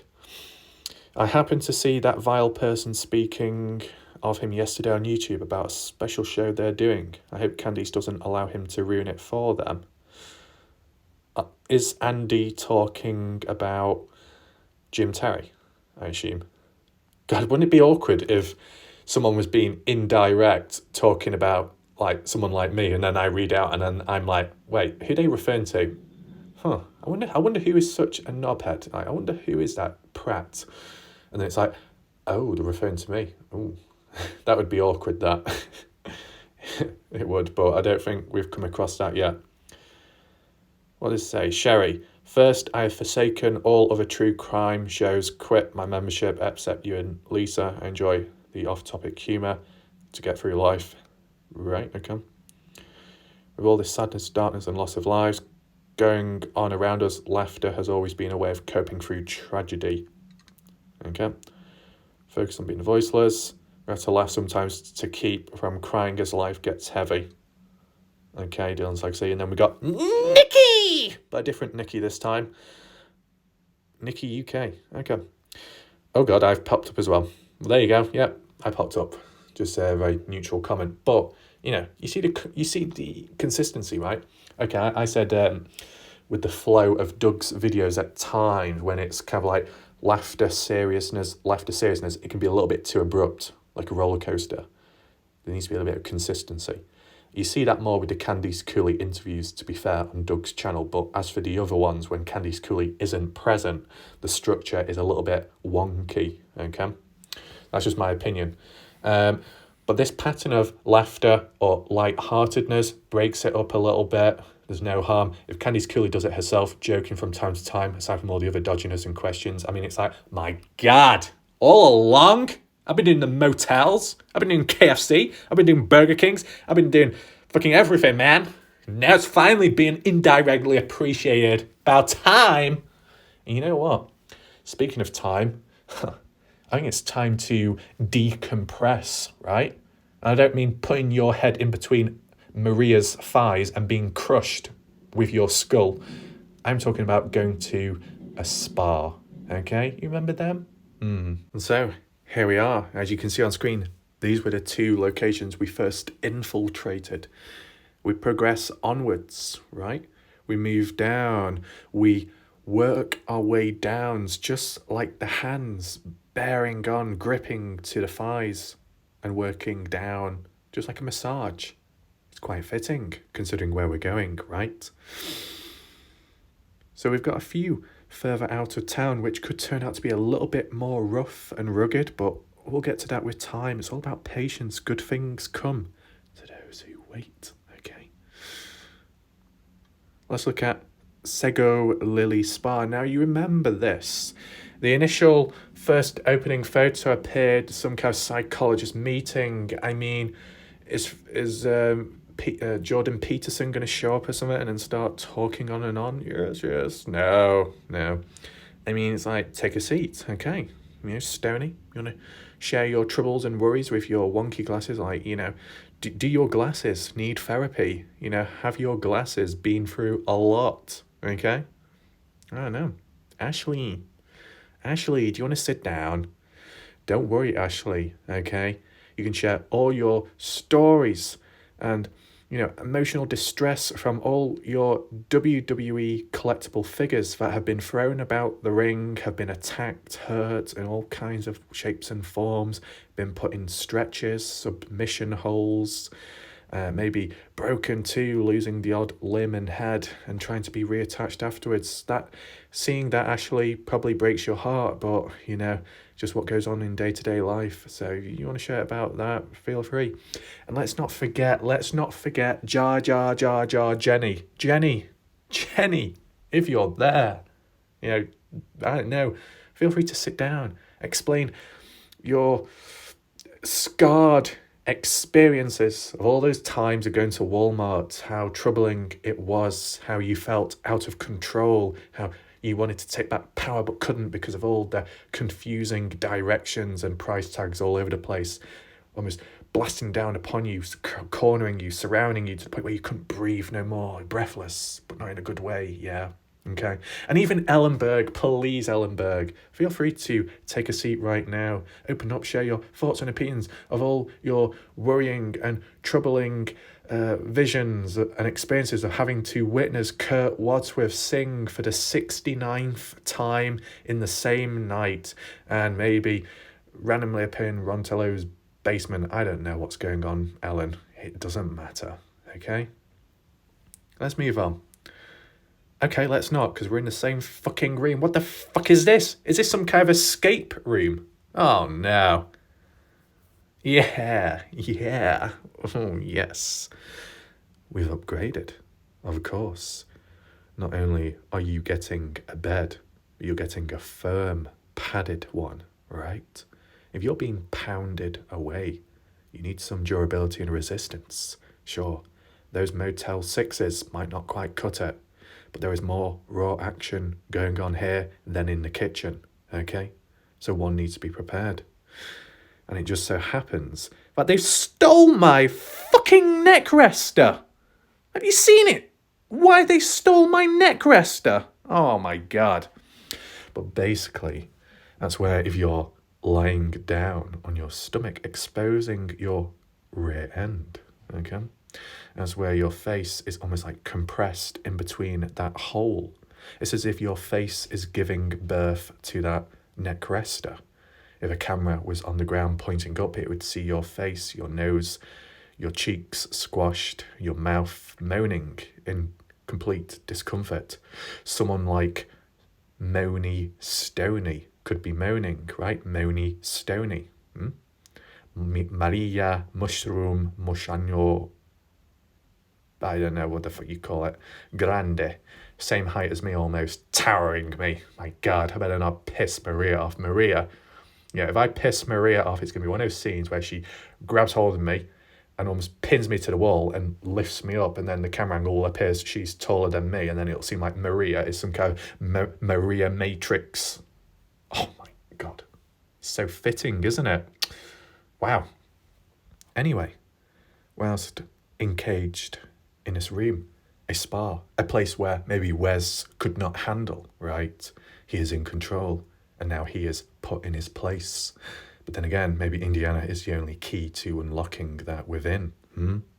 You got a nice couch back there. Do you call it a couch? Do you call it a sofa or a settee? Maybe it's all kinds of dodgy American wording, but you can sit down and you can admire the view from behind whilst a person gets pummeled to the ground. I'm sure that's exactly what you want to see, right? There's even a bath nearby if additional activities need to take place. Yeah. You've even got the candles by the side.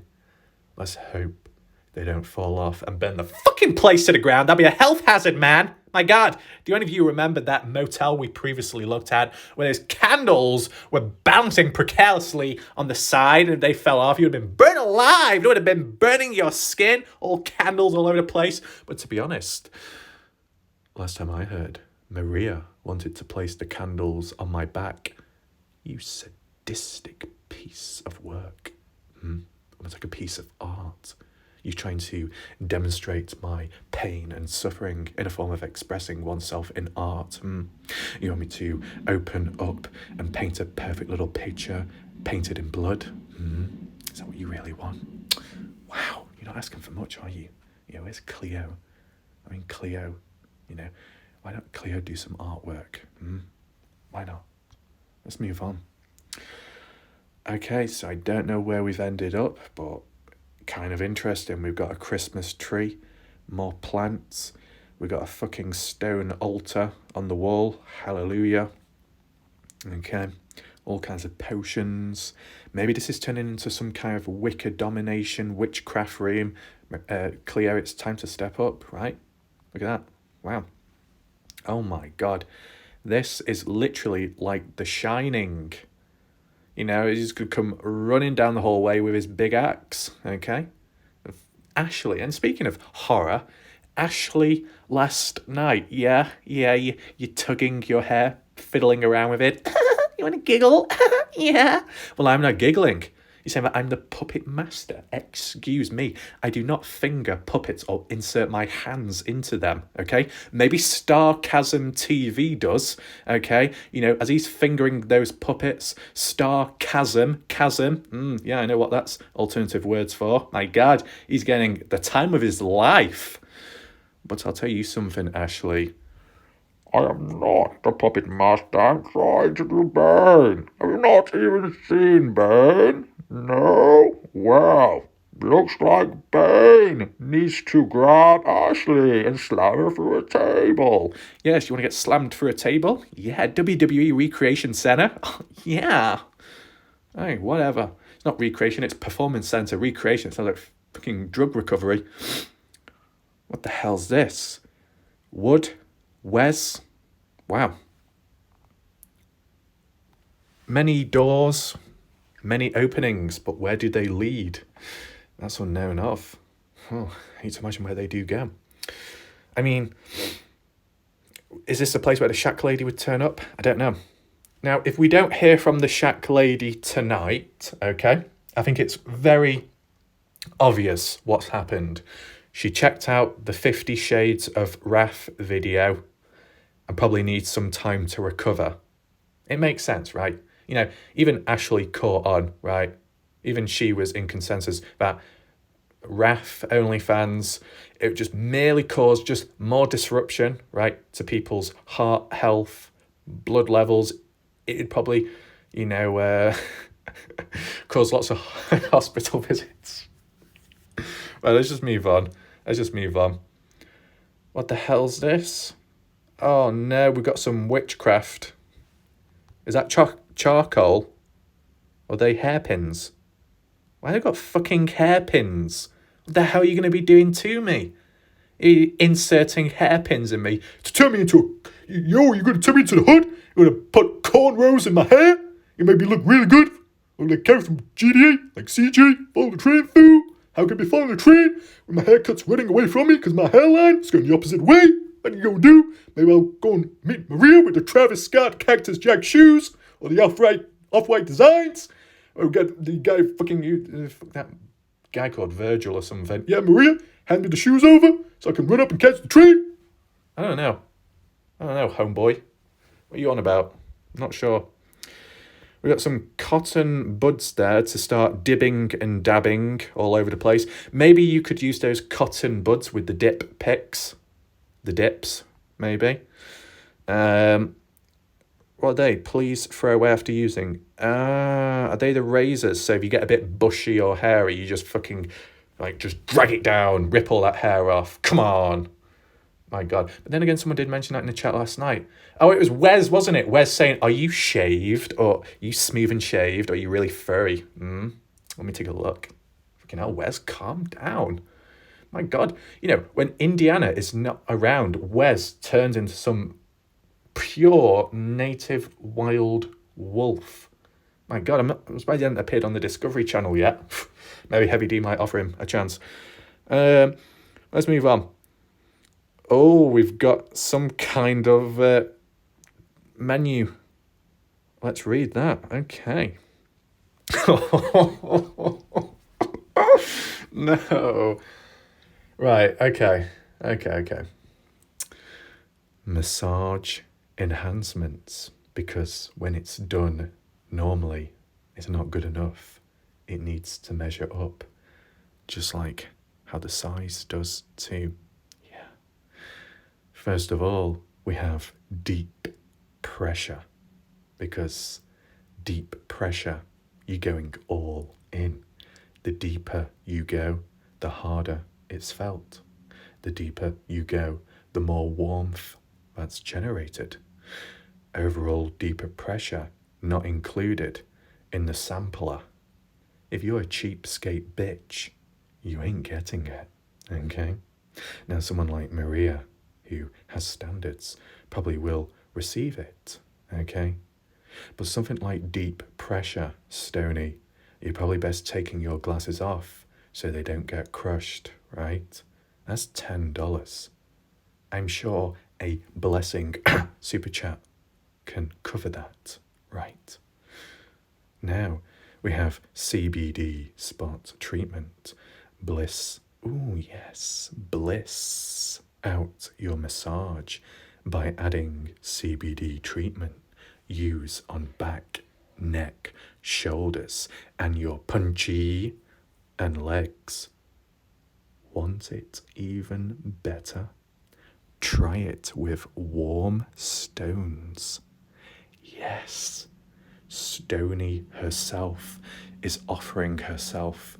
She will lay on top of your back for added pressure. It explains it all now, doesn't it? Wow. Well done, Stony.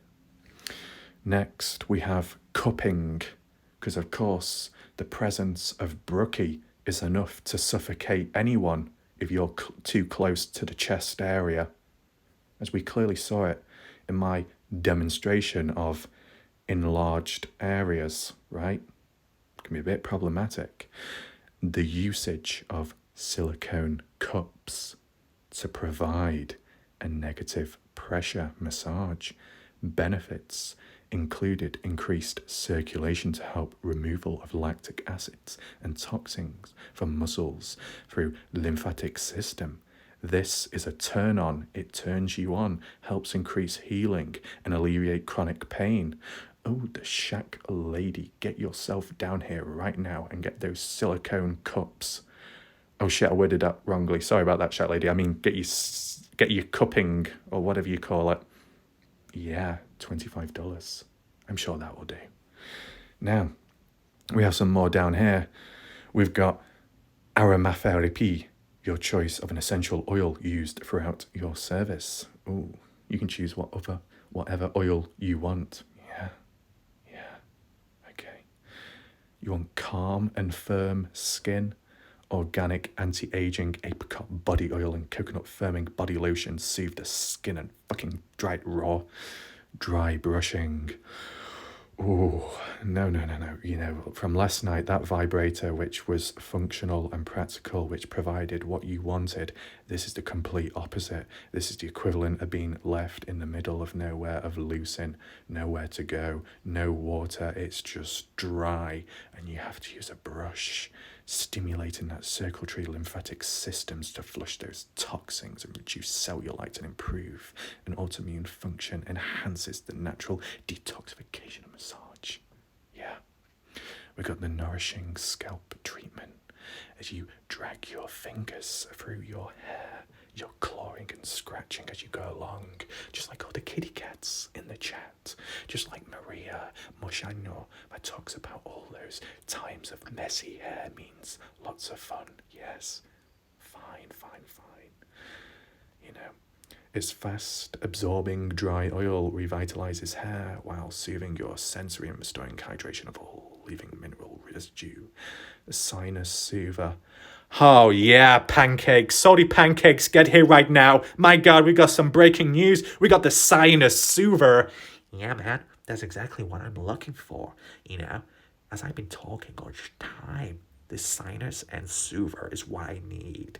You know, it's just, I've been saying all kinds of things in recent time. You know, if you got freckles on the face, I'm going to punch you right off them. You know, if I see a Willy Wonka ticket, I'm going to rip it up in front of your face. You know, if I'm going to see a conspiracy, I'm going to assume that Pancakes has stolen my pants, and that's why I can no longer measure up to him and measure my pants size.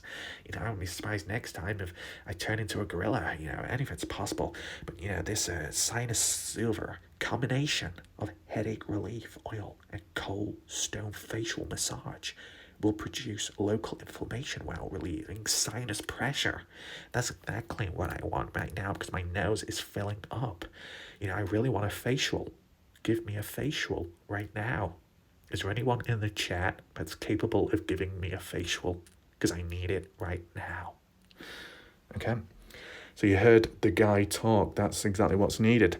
Now, it does go on, and for my God, we'd be here all day. So I think we'll just run it through the list now, okay, in different voices to help calibrate myself because, you know, it's a long time. You know, I've been doing the American accent for far too long. It's hard. It's difficult. We've got the stone options. Stony once again with the Himalayan salt opener. Oh my God.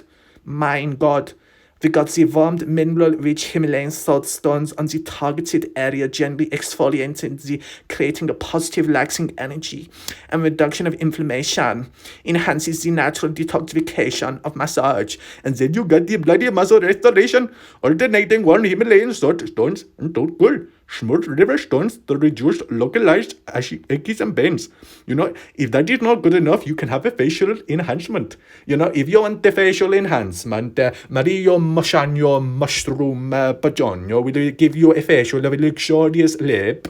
You know, if your punchy is feeling a little bit flat, if your punchy is very dry, just like how Maria explained extensively last night, we can have a luxurious lip. We can open up your lip. We can moisten and wetten your lip. A three-step treatment, including exfoliation and a plumping mask, followed by a hydrating balm. So next thing you know, you'll be looking like a camel with a hump because it will be fucking sticking out very clear, but at least it's healthy. You want a healthy punchy, and then you have lots of fun. You know, you got the deluxe eye. Oh la la, you got decreases the puffiness in dark circles with a firming and revitalizing treatment to delicate eye area. Oh, très bien, we got the neck lift. We got the rejuvenate and tighten the delicate neck area, instantly leaving the neck smooth and lifted. Oh, please, waiter. Oh, plow me with those stones, give me more. Can you please splash the water? I need the water upon my body. And you know, we got treatment for booster. Elevate your facial by choosing from selection of concentrated boosters to target your concerns. Hydration, acne, acne, brightening, and anti-aging. You know, you cannot leave the ultrasonic out. You leave the ultrasonic out. The ultimate deep cleaning therapy. Dulces and excess oils are flushed out with the Treposonic vibrations. We need the vibrations. Bring up the vibrations, my boys. Yeah, my man. Resulting in a clearer, smoother skin. Greater for all skin types. But you know, we got the high frequency. When it is very high, it helps with the teeth to prevent stubborn acne, shrink enlargement pores, reduce the appearance of fine lines and wrinkles, reduce eye puffiness, dark circles just to become a few. Oh, we got the facial cupping. Oh, facial cupping is only wedded by the strongest ones out there. The treatment helps to rejuvenate and maintain youthful appearance. Silicone cups create negative pressure to increase circulation, prevent wrinkles, reduce puffy eyes, sinus pressure and inflammation. Can also be used to relieve TMG symptoms.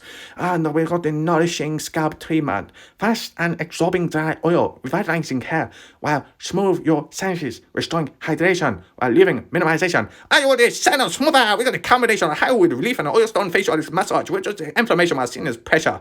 Fucking hell, I'm really tired. That took a great deal of time to read out. Oh my god. What's going on here?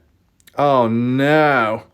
The shack lady has already arrived. She's already here. She's already put her bag down and she's already in the massage parlour. My god.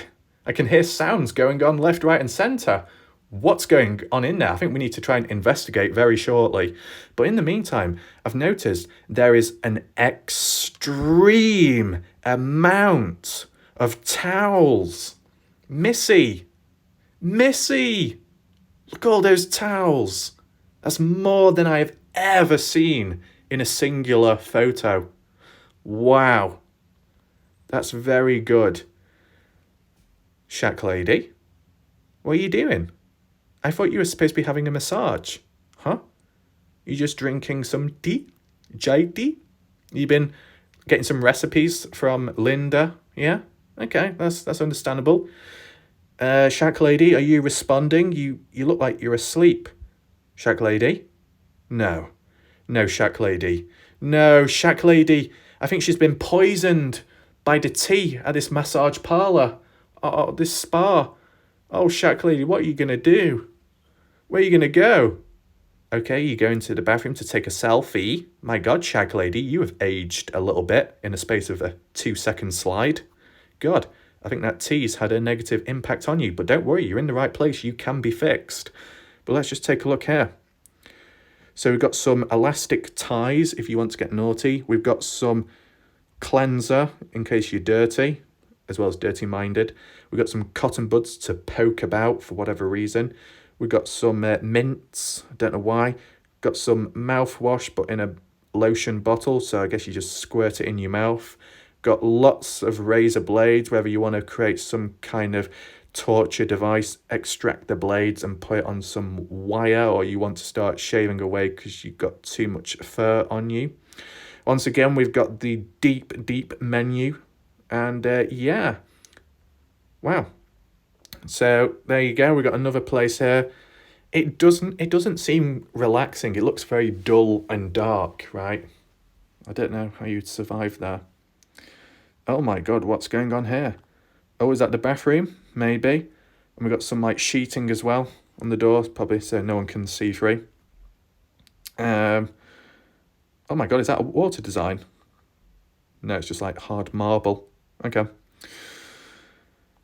Who's that? Oh, the shack lady. Yeah, the shack lady posing selfie. Yeah, having a good time.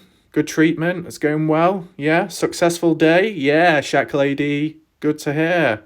Okay, did you hear any news from the sugar daddy or not? Are you still working on that? Ooh, some patches there. Some eye patches. Yeah. What's going on here? Oh my god, we got the bath bombs. Yeah, time to blow things. No, not quite blow that. Taste the season. What are we tasting? Conscious coconut. Okay. Does it open your mind? Maybe. Oh my god. Yes, we got the muscle rub. Oh yes, rub my muscle. Okay, what do we have here? Same shit. What's this? Durable. Rice milk. Oh my god, all the stepmoms are donating their rice milk for a 3-in-1 cleansing. Oh, that's very nice. We got some ice cream there. Mono cleanse. Oh, we got the little goodies. We got the... Oh my god. Oh my god, Trevor, come along right now. We got the bamboo. Fucking bamboo. Leaf foam soap. Yeah, man. That's exactly what we need. And what's all the other stuff? Oh, I thought it was chocolates. Oh, it's all cream. Wait, it's all what? Wait, it's all soap, and then right in the middle you got some jelly sweets. What the hell is going on here? Oh, is that it? Oh my god, it's by Wendy. Who's Wendy? I don't know. Right, so there we go. I think just one spa a day can keep the AIDS away. A what? I don't know. It's just that first thing that came to mind. Kind of weird, but we can finally resolve everything with a Burger King, right? Just remember in your mind which spa we looked at before, okay? Just so we don't repeat ourselves in the future. That'll be good. What the hell? Why are we going to Park City? Why are you taking me here? No. Wait, what's this? Have we been here before? We're hiring. Wait, we're hiring love. Okay. Oh, no. No, Maria. Maria, stop doing this to me. Why do you keep giving me all these vegetables which are off? Maria, are you trying to torture me? Yeah. I mean, the chicken's burnt. There's a lot of mayonnaise. I was going to say something else then, but then Maria would have slapped me. Okay. I mean, once again, desecrated, bitten, just disgusting. And we got photo of snow. It really resembles Burger King, right? Sure. And we got the inside. What's that over there? Oh my god, they horses. Oh my god, we found Brenna's horse. It's in Burger King's, eating some food. That's my boy. Okay. It looks like this is a very dodgy Burger King. It's like a knockoff one. I don't care about the snow. We need to see the burgers. What's that? Cheetos. Come on, come in. Come. No, don't go black. Yeah, there we go. We got a normal photo. Wait, what's this guy called? Khacha Musa Sahuluddin Mohammed. Okay.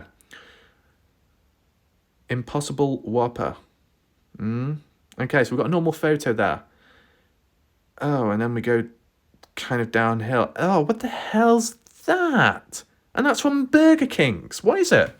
Is that like scrambled egg, or is it couscous or some tomato? Yeah. Are you proud of me, America? Are you proud of me right now? I said it the way you want it to be said. Not tomato, but tomato. I'm really merging in with all the Americans. Wow. Okay. Ooh, a little bit dark, a bit spooky. What is the fuck is that? My god. It's horrible. It's horrible. When I see that, I see the burger, but I see all the parasites. What are all these worms doing on my burger? It's disgusting. You know what? 야, 어디서? 이사 알아. 권야나 핀터리마 신돌 거야. 빙터리 쇼나. 윙거나 빙치링 원여 처녀. You look a man. Wei You look a man who needs a whole pork bun. You don't know how a pork bun. You're not a whole man. Don't worry. 코리아나 LPD 타코미 coming. PD. It's all fine. It's fine. Don't worry. Actually, do worry. What the hell's this person? Wait, why has this person got cocaine on their fingers? Why have you got cocaine on your fingers? What have you been doing? So, what? So you went to the bathroom first and then decided to eat the burger afterwards. Okay. A bit of residue left. You're just going to save that for later. Yeah. Okay. Okay. It looks okay, I guess. The plump bun, shiny. Okay. Burger King. Oh my god, a little snowman. He's called Nick. Okay. What's this guy doing? Oh my god, he's trying to break into the place. Look at him, he's a professional burglar. God, he's been learning from Robert Aviles? My god, he's probably waiting around the back. Dodgy photo there. Dodgy photo there. Ooh, we got the stones. Stony, your presence is imprinted on all the channels from the impressions that are created with what comes out of your mouth. Yeah? Look at that. Nice stone wall. Oh, and we end it on that note as well. Amazing, amazing. We're ticking the checklist off as we go along, day after day. So at this moment of speaking, I'm not wet at all. Not at all. I'm not wet. I need to get wet. I need my mouth to be wet because it's hard to swallow at the moment. I'm sure it can be sorted out with some water. What are you thinking? So, most part of this video, geometry, analysis, my own thoughts, add-ons, countering points, reinforcing ideas. Feel free to continue the discussion down below in the comment section. We'll see what happens next, of course. I'll try and cover Jim Terry next, or I'll bounce it out in between and see what Lance has to say. Just give my thoughts in the matter in case it ties in with anything I agree with, or see if there's any predictions that have come out which I said in the first place, okay? So that will follow in time, very shortly. We have encountered a burst moment, right? A burst in which a lot of stuff is happening in a short space of time. You've got to try and make sense of it, okay? But that's what we'll try and do. So, I think we'll leave it there for now. We'll see if there's any issues as following from this video. Maybe, maybe not. I'll give an update. If there's any complaints, any dissatisfaction, grievances, feel free to list it down below in the comment section, and then we'll sort it out from there. That's it for now. I hope you enjoyed the video and found it helpful. Goodbye and good night for now.